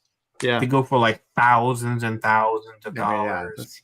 Yeah. If you collect things and you get serious about it, that's a whole different game. That's true. If you just that's a collector. You're right. That's if you have random beat up Matchbox cars that you slammed into each other and did all sorts of stuff like that, and just those don't. Yeah, or even Transformers. We were talking about earlier. Oh, yeah. You know, them old Transformers or GI Joes. Those things are crazy expensive now. The ones that came out like in the 80s. Yeah. If you have one like some of those GI Joe figures in the actual cardboard, whatever they call that, because they were like kind of like a cardboard plastic sleeve on the front that you can see through it, and it's like a cardboard back on. If you have one of those things like in great condition, crazy money. Yeah. And if you have a vehicle in the box, forget it. Yeah. All kinds of money. Yeah. That's crazy. Yep. No, unfortunately, I don't have that laying around. Never will find. No, I ripped apart every package that ever was given to me as a kid. I didn't save any of that stuff. I always wanted to get that Sky Striker, the F-14 jet that they had. That had the sweet swept back wing design. Yeah. I always wanted to get that plane again because I had it as a kid, but I can't. I've got no justification for it. I don't even know what I would do with it. I've got enough stuff in my office. What do I do with that thing? Talk about like those reminiscence. Like there's my parents gave me like a box from like my childhood that they dug out of their attic or whatever, and I went through it like last year. Talk about like one of these memory trips down memory lane where you're just sitting there like going through all this old stuff, and you're just like, man, this all used to mean something. Like that was just like random crap, but like, and I went through it all. And then my wife was like, "What are you gonna keep it?" I was like, "No, I can throw it all away now. I just wanted to go through it one last time." Yeah, like, that's been happening a lot here since we're moving and like getting rid of a bunch of stuff. I'm gonna keep it. Yeah, my grandma's like has a bunch of stuff out on the dining room table, and she's like, "There's like 50 years of stuff." Yeah, stuff. Yeah, we've never thrown away. Like, it's amazing how much you accumulate just stuff. It's stepped on a GI Joe. Absolutely, I have. Yeah, I've stepped on a GI Joe, and very painful. Bad. Legos are bad. Not as bad as a Lego, but Legos Lord have mercy. Yeah, any of them things. Barefoot. Forget about it. Legos are deadly. Yeah. Fun times. Well, chapter 42, the guide. The meaning of life. The meaning of life. Well, the narrator, Hoyd, starts out talking about the role of memories in construction of yourself. So there actually is a little bit of that meaning of life talk. Yeah, he's getting very existential here. I love it. Yeah, and cautions that they are harsh masters. The construction itself. Anyway, as Hoyt talks about the amazing views and vocabulary with the vocabulary of a prepubescent boy. So he's philosophy with like hardly any vocabulary at all. And Tress tries to extract some information from Kerr. So this is a fun little bit where they're trying to figure out a way around, and she's like comes up with this idea. It's like, yeah, they would. Tress already thought about that. The workaround.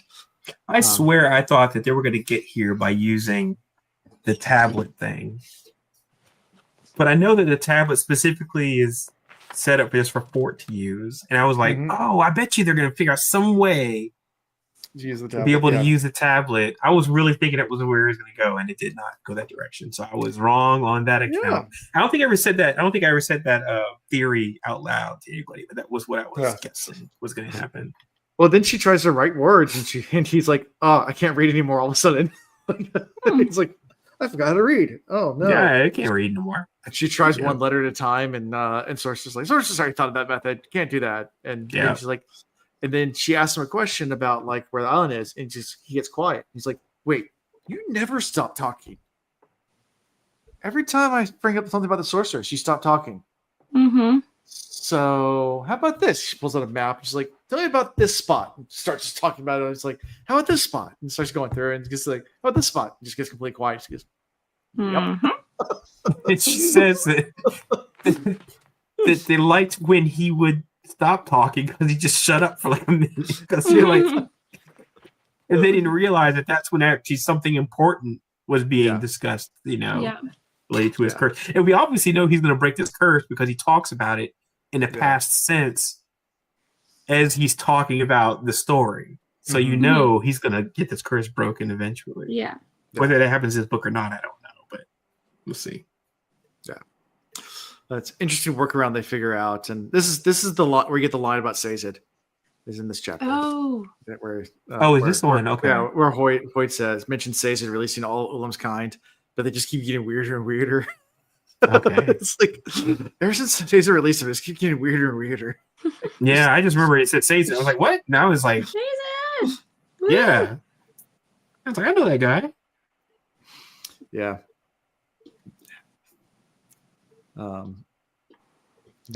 People talk about nails. Nails are really bad to step on too. Yeah, they lots nails. of bad things to step good gracious! On. Oh, I've never stepped on a nail. Thank God. Yeah.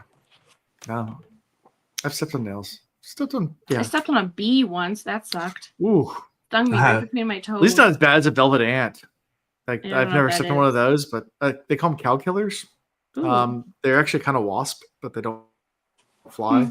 They have like little velvety butts, so their back looks like a red velvet. But their stinger is, they call them cow killers because the pain is so, like, apparently if you step on one barefoot, it immediately feels like someone took a blowtorch to your foot. Like just no, thank you. I had a yellow jacket sting me on this eye, and it blew up my entire face. My entire face swole up. It was like, and I got pictures of it and everything. And ever since then, I hate wasps. I don't care what they're doing. I'm just like, I've even gone into a Reddit just to look at people like showing ways they kill wasps because I hate them like relentlessly now. Like, so are you allergic then? If anything stings you near your eye, I don't care what whether you're allergic or not, it's gonna do some things to you. So it got me like right here because I was mowing the yard and it came from behind my head, flew up, and immediately just landed and stung like just like that. What an asshole. Yeah, I was an asshole. And then it's like I felt it and I was like, oh my God, it burns like terribly. And I had my niece and my nephew. And then over the course of like an hour, my face just like blew up. Just like that's huge. Yeah. So around this time of year, July, August, in the James River, which is where we live, you get lots of jellyfish. Lots and lots of jellyfish. Stinging nettles. And those things hurt. When they sting you. I have a story from when we were kids and we were tubing behind a boat and my brother fell off and two went down his swim trunks. And rip out the jellyfish. Yeah, jellyfish are fun. Yeah, I've been stung so many times by those things. It's not fun. They start wrapping around you and stinging you all over your body. Yep. That's in String Fun. That's what happened. By the way, it was a nest in the ground. And see, I didn't think about. You think about wasps building nests up in, but it was a nest in the ground, and I was with the lawnmower. Most yellow jackets, yeah, they do. Yeah, and so I didn't realize there was a nest under like all these leaves. Yeah. And then one was like, not in my house, and came after me. Got me. At least you can get a swarm, because they'll swarm, and then that's which really I got lucky. I got lucky that they did not like come at me like like that. But yeah, they're not fun. Stinging insects are never fun. No, I didn't realize how varied wasps are. By the way, wasps. I mean, they can. Like super tiny little wasps, and then they make like big huge wasps and stuff, and all of them are jerks. Basically they like lay their eggs inside of the eggs of something else, and then when the other thing hatches, then their baby will eat the thing that's actually is hatched on. Oh, it's just crazy. Wasps are jerks. All of them.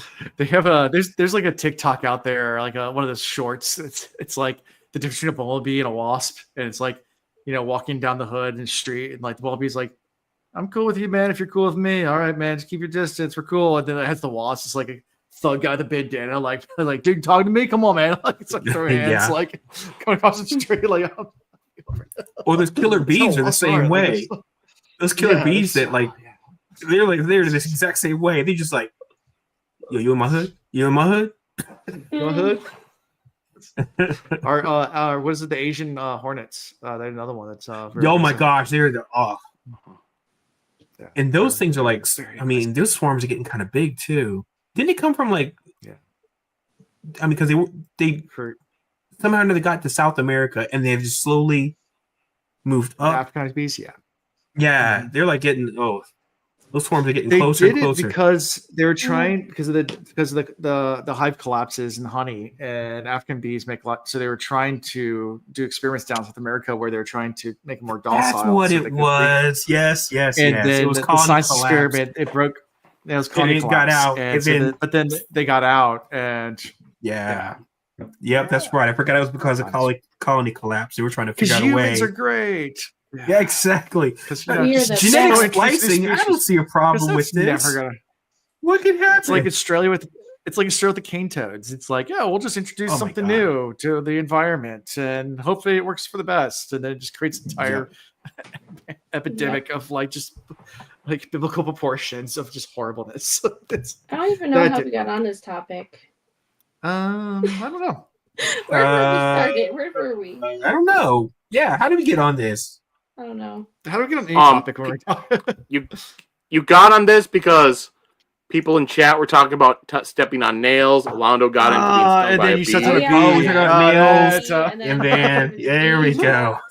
There it is. Yeah, there's the link. Okay, but what triggered the stepping on stuff? Because we were talking about GI Joes, and we were talking about collecting stuff, and then it was talked about stepping on a GI Joe and stepping on Legos. We went on an epic tangent. Yeah, that was an epic tangent, guys. Where even in the book are we right now? We just finished 42. Yeah, we talked about the book in the middle of the tangent. Okay, we did. We did. We tried. I won't say we succeeded, but we tried. That was an epic tangent. It was Iris's fault. I blame Iris in chat. No, it's never Iris's fault. It's never Iris's fault. You're right. Perfect. Yeah. It was fan participation. Yeah, that's what it was. Yep. So after all this, Tress is all excited about finding out where the Sources Island is, but then that's quickly broken because alerted that there's rain coming in the beginning of the chapter.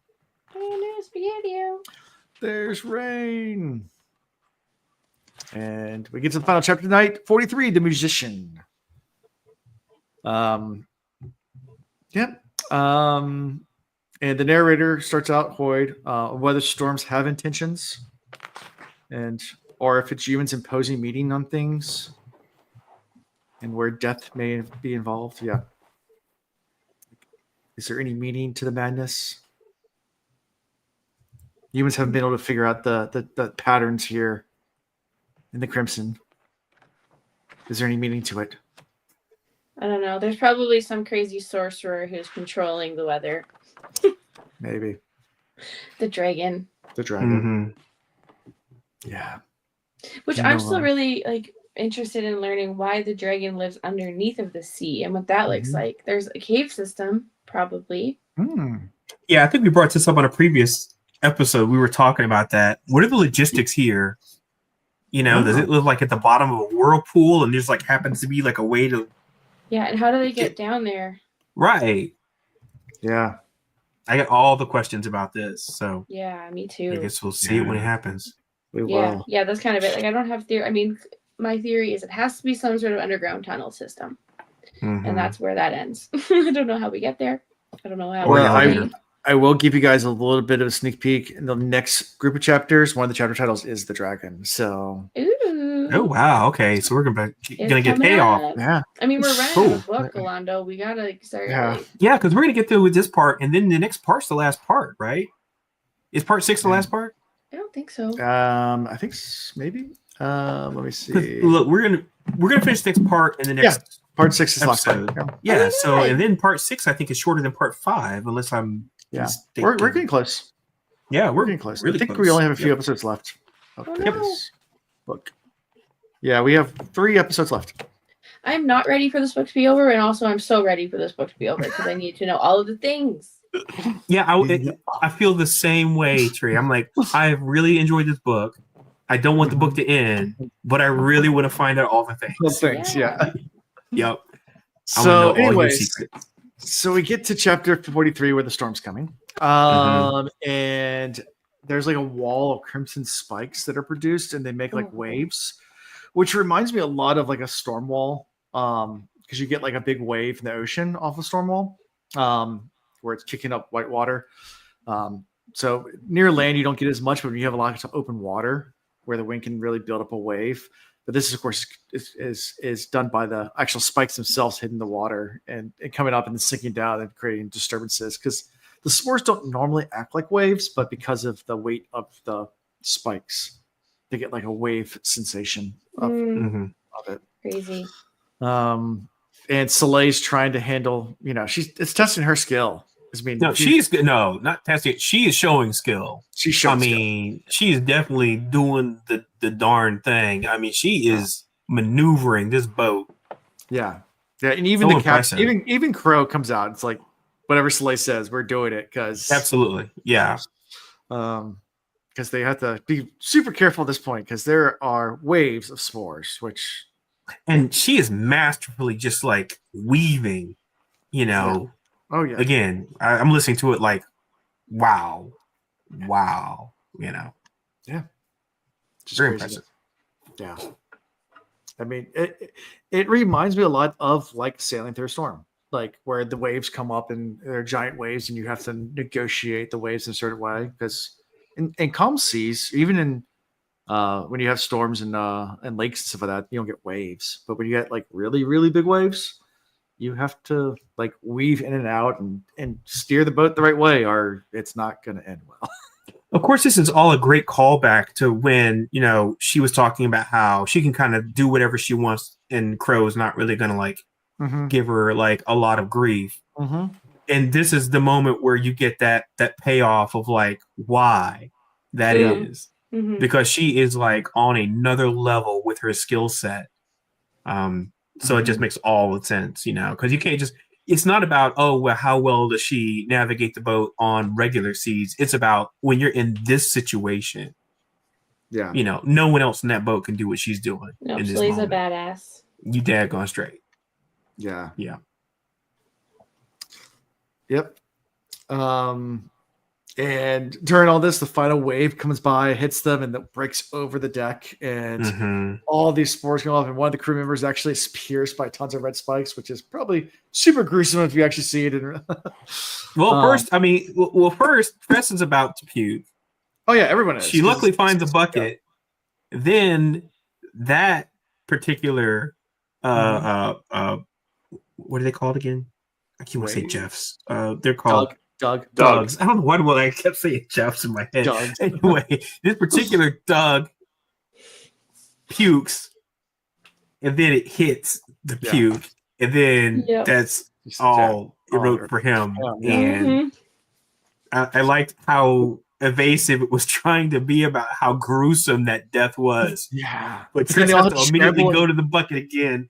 But then they had to go get towels as fast as possible so the blood didn't hit the rest of the floor. She said, I've never seen anybody, bleed out that fast. But she said, I've never seen anybody with that many holes in the floor.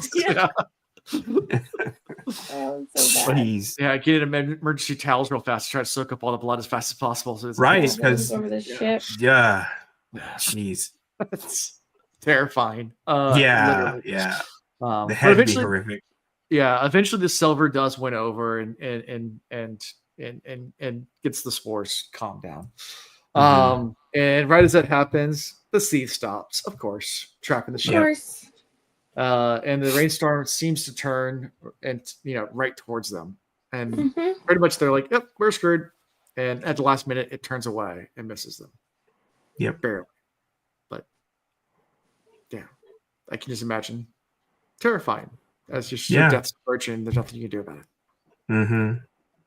Yeah, these storm things and the seas. Whenever the storm stops, seas. Seems to be very convenient to whenever Tress needs it to stop and start. Yeah, it's definitely something else at play here. We don't know what, but it's been too many times where. Is Tress Taviran? Taviran. Taviran?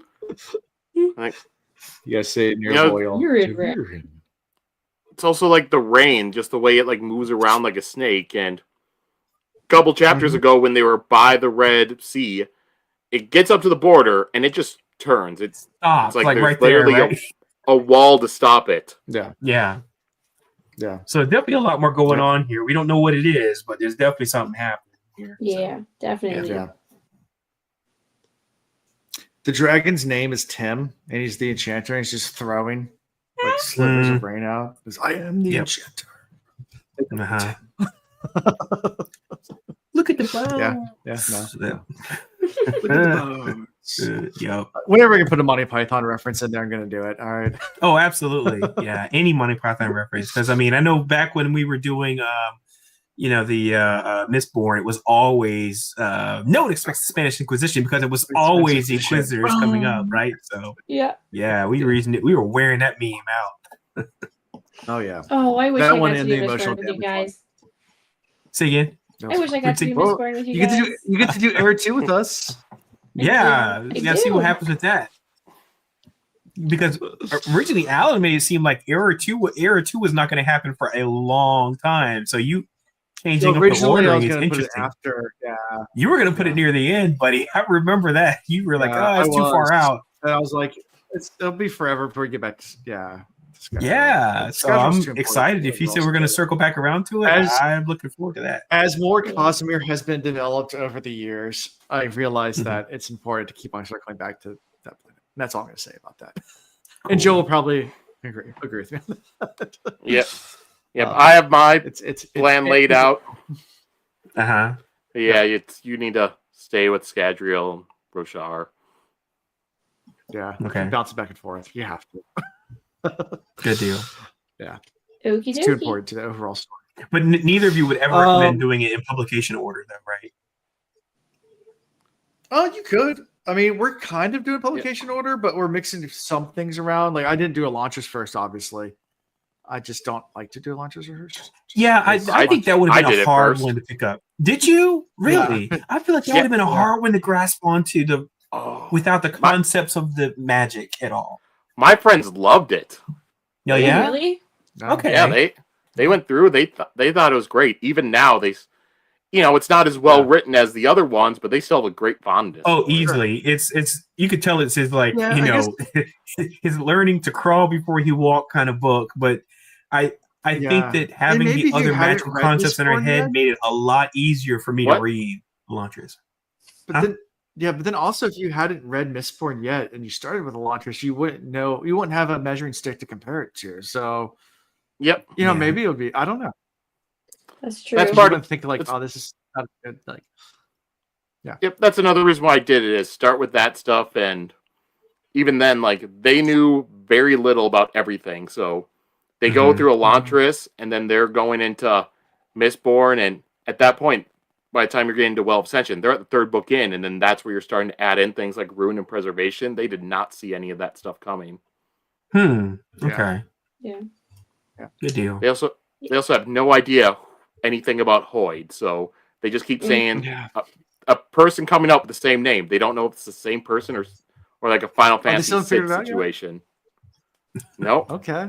Well, we might not have either, Alan, but you tell us everything. So I don't tell you everything. He gives us all the secrets. I get excited. I get excited about Hoyd. I know. I'm sure. Well, it's only because Alan doesn't really know either. Things for us to discover. Alan has. I don't know the ending of all of it. It hasn't been written yet. It has not finished yet. I don't know. He's going off of theories just as much as anybody else. No. Exactly. None of us know how the Cosmere all ends. It's all theories. So we're all in the same boat when it comes to the overall picture. I have more of the information than you guys do, but I don't have it all either. Like none of us do, except for Brandon Sanderson maybe. And I don't even know if he does yet. I think he has a loose concept, but maybe. Or maybe more. I don't know. We'll see. Yeah, so that's how we end these chapters. Yep. Just the storm missing them. Yep. So that's nice. Yeah, next time we're gonna be finishing part 5, going all the way through chapter 53. So all right. 10 chapters? Yeah. Well, 44. It's 9 chapters. 9 chapters. 9 chapters again. Or 10. 10. Yeah, 10 chapters. You're right. Okay. I can't count. I don't know. I can't count either. We had 9 chapters this time, didn't we? This one was 9. This next one's 10. Okay. Yeah. Cool. Any questions you have, Joe, or anything else you wanted to? Yep. Oh. 2 questions, because I always like to hear theories and predictions. So, at some point Tress is going to wind up meeting the dragon. So first, how do you think that situation's going to go? What's your theory or prediction about what happens there? Transformer. More than me. Transformer. It's Transformer. Yeah, go ahead. I feel like she's going to get out of that the same way that it has in a lot of other fantasy books, where she's going to trick him some way or another, him or her. I don't know if the dragon's name or gender. Trick her way out of the agreement some way or another. Yeah. That's like really how I feel, honestly, too, more so than the Transformer. The Transformer just sounds like fun. It does sound like fun. Absolutely. But I think she is going to get, my theory is that she's going to get separated from the crew. Yeah. I just don't see, I don't see that happening where she stays with the crew. I think that she is going to get parlayed off to this dragon. Yeah. Somehow or another, she's going to get out of that situation. But I don't see her staying with the crew forever. Yeah. I don't know what happens to the crew, but I feel like the crew and her are going to part ways. Okay. I am thinking now maybe she's going to be best friends with the dragon, and the dragon also hates the sorceress. Okay. And so she's going to ride the dragon to the sorceress place and rescue Charlie, like the dragon is a giant appa or a elect dragon. See, so it sounds like me and you were kind of on the same wavelength, right? Yeah, so like the way to Charlie is through the dragon somehow or another. Yeah. Okay. But the only thing that's messing that theory up is that Hoyd earlier said she fights a dragon, but that comes later. Doesn't mean they don't become friends. They could they could fight each other in the beginning, and that's true. And it's like they end up. I mean, Hiccup fought. Maybe when the dragon realizes that she's got the ability to control spores and control the vines, like Toothless and Hiccup. I mean, like Hiccup shot Toothless out of the sky and then became friends. Could happen. You also don't know how big the dragon is. It could be like Mushu sized. That's true. Yeah. Oh, it could be a little baby dragon. Curses on you. Curses on you. Ow. I am the almighty. No, dishonor. It's dishonor. Bullshit. I said the wrong thing. It's dishonor on you. Yep. Dishonor on your cow. That's what it was. That's Mushu. true. I guess my second question, Tree partly answered it. Just what do you think's going to happen whenever Tress gets the sorceress and what all goes down there?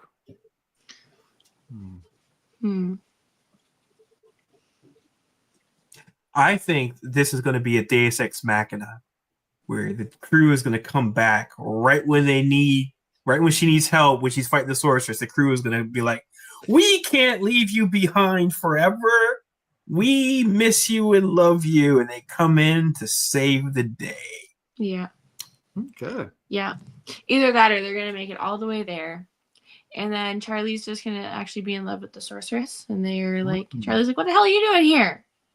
Oh, man. Ooh, star-crossed lovers who... That would suck. Wow. Or they get all the way there and it's just like Wizard of Oz. Just some guy behind a curtain, like with his little machines. Yeah. And... Well, now we know it's not going to be that because Alan said it. So...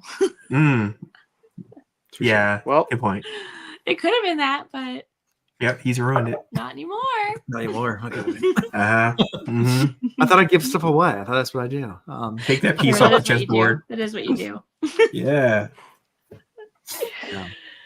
Yeah, I don't know. Lots of things. Yeah. Transformers. Charlie is just... Have we met any other dragons? I don't think so. As I remember. No. Other than my theory that still is the baby chasm fiends actually just keep transforming into dragons one day. Interesting.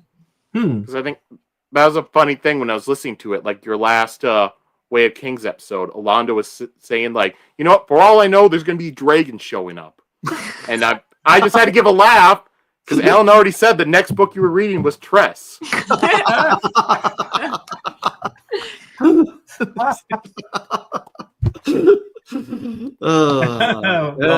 dragons. And here we go. There be dragons. There be dragons. There be dragons. That's right. There be dragons. Classic. Classic. Yeah. The land of dragons. Yeah. Well, I'm excited to meet said dragon. Yeah. I hope his name is Tim. I hope his name is Tim. Or her name. You gotta learn his name. There's his name. Zysis. Oh, yeah, Zysis. Oh, that's right. We did know that. Yeah. It's spelled Xisis, but it's Zysis. But we don't know gender yet, do we? No, I don't think so. I don't remember anybody saying the gender of the dragon, so curious. I also do not. I don't know why. I feel like that's important. I feel like it's important to know for the gender of the dragon. I don't know what that is about, but I feel like it's going to be important. It might be important. Maybe there's a bunch of baby dragons that we don't know about. That's the reason why I'm saying I think it might be important. Yeah. I think there's something maternal or familial that's going to be important. That's my thing. That's another theory I've been kind of keeping to myself. Yeah. I don't know. I'm kind of thinking the dragon is going to be a benevolent dragon and is going to help Tress on her quest and also eat Captain Crow. So this dragon's going to eat Crow? I think so. She's kind of a bitch. I just gotta laugh at the fact that the dragon made a mistake and's got to eat Crow. Oh, I get it. Yeah. One of those old people sayings. It's an old people saying. That's exactly right. Baby donkey hybrids doing Shrek crossovers. Yeah, lots of things to happen. A lot of Eddie Murphy coming up in this episode all of a sudden. Yeah. Got the Mushu, and now we're moving on to Donkey. Yeah, now we're Donkey. So favorite character? You go first. Man, I got so many options this time, but I mean, I gotta go with the bearer, not the bearer, the originator of the term blabberhands, and go with Boyd. Just because of blabberhands by itself, and then I like when he was getting like all philosophical, and he used so many idioms and all. He just went bananas on all the things. And then of course his fashion choices. He was like, athletic pants, socks and sandals. He was all about that there for a second. Or no, athletic socks and black pants.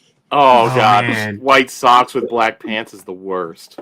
Yes, man. He was on a tear with the fashion stuff this time. He was just like, mark my words. Yeah, mark your words. I'm guilty of that Sucks all his the hands. time. Suck it. So I found him very entertaining, even more so than usual. And I was like, okay, this is one of the times I have to choose him. Just Yeah, I was thinking about choosing Hoyt this time too, actually. Oh, really? Interesting. Because because typically you and I don't pick him as he's like a low hanging fruit option. It's true. But I just feel like this one time I had to. Yeah, I don't know. I don't know who I would pick this time. Anne probably just because that's my backup. Cracks me up. Because it's her last episode because it's a tree. Shut up, Alan. Alan, keep your heart. Don't be twisting that knife around, okay? That's not cool. Little dark friend, you. Okay, I need to respond to Iris here. White socks with black pants. Socks with dress clothes are meant to be an extension of the pant. Black pants, black socks. Navy pants, they navy need to be socks. a fashion choice because I wear like a bunch of like interesting colored socks. Oh yeah, it's like wearing a pocket square. It doesn't match. You want it to be like an accent or something, now, if right? you had your pocket but that's square, more something that suit. That's more something that became much bigger in like the past 5 years. All navy suit, hot pink pocket square, hot pink socks. You're framing the piece. Your eyes are moving around the outfit. Yeah. There's nothing better than having some catchy socks and they just happen to like when you sit down, just a little bit of the color. Right? Yes. Oh yeah, absolutely. But yeah, my artist if you're likes that are doing the loafers no socks with a suit. That's another that's a fashion statement. I cannot do it. Okay, no, that's gross, Alan. I have not been able to bring myself to it, and I know it's trendy. But I just it's trendy. I feel like you have to be of a certain age to do that. You have to be like maybe like 20s, early 30s. To me, like there's no way that's a healthy foot environment. No, it's not a healthy foot environment. I agree. That doesn't feel good. Agree. Ankle's not really sexy on a dude, by the way. I can't see that. I never heard a lady say but a well-turned calf. Hey, well-turned calf. The ankles framed the well-turned calves. So okay, fair enough. Who knows? Teach their own. I'm more of a shoulders gal. Joe, do you have a favorite character? This week, I'll have to go with Crow. Just those couple chapters where she's just talking to Tress, just having the whole "I'm better than you and I know it" sort of talk, and it just makes you want to punch her. That power move with the T, though, that's the one, though. Oh my goodness. I wanted to punch her after that one. I was like, please. So rude.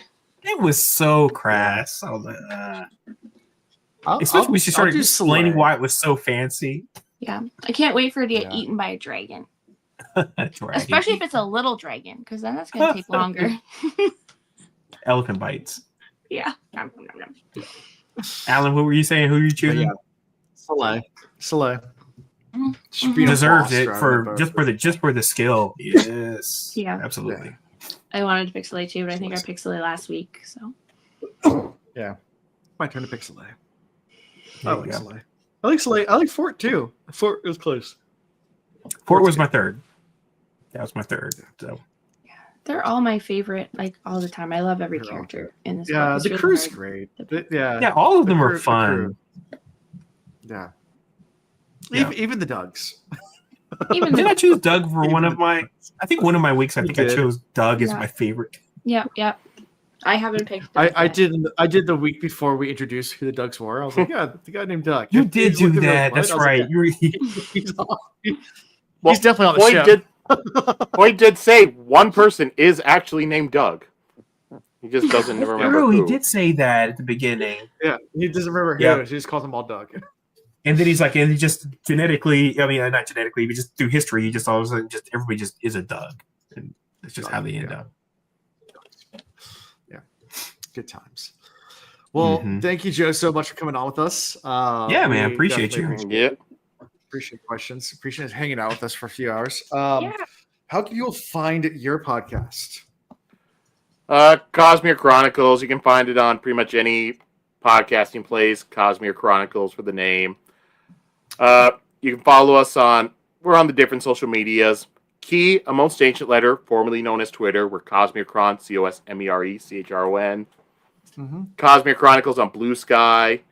If you're one of the weird people that use Threads, I think it's Cosmere Chronicles Podcast. Oh, yeah. And all on any of those, all I ever post is like new episode up. So don't expect anything interesting. Yeah. And if you want to listen to us, interesting. Yeah. If you want to listen to us, like I said, we've done Elantris, we've done Mistborn Era 3, we just finished Warbreaker, and then we're going into White Sand, Emperor's Soul, Way of King's Nest. Oh, nice. Nice. And you want to hear some interesting shipping stuff on there. Okay. Some That's people my can make favorite. She does so good at that. Shipping. She does a lot of shipping, and Justin gets angry at all of it. Yeah, and it's funny for me. I like it.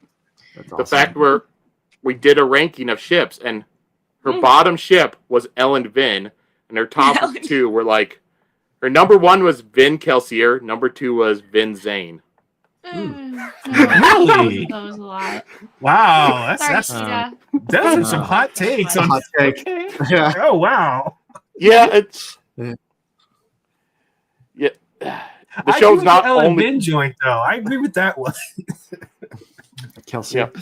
Zane and Yep. Vin. I can't. Yeah. Yeah, because Zane was a weird. That's a weird nut. I like Even that. Zane. I like Zane more the second time I read it than the first time. Yeah.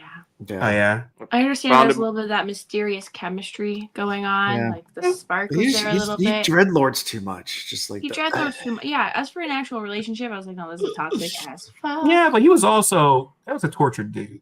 Yeah. He was. Oh yeah, 100%. You understand why, but still, weird dude, all around. But and if people are worried, there's a lot more on the show than just shipping. That's just the part that I think winds up being the funniest because none of the other podcasts I listen to do it. Yeah. True. You I'm a guys do fan a of lot it. of interesting things. I really like how you have yours set up. Like Yeah. it's very like well structured and smooth, and it's really nice. You're doing a great job over there. We're not that. We are not that. no. Structured, no. If you guys want this, but better, But better, go Yeah. watch them. Man, Trust because we do a segue into some food for a minute. Oh, we'll segue too, but we wind up a lot of times talking about adaptations and stuff, and then complaining about how much we hate those adaptations. Oh, really? Yeah. But Yeah. trust me, I've listened to podcasts out there where it makes your show seem incredibly structured.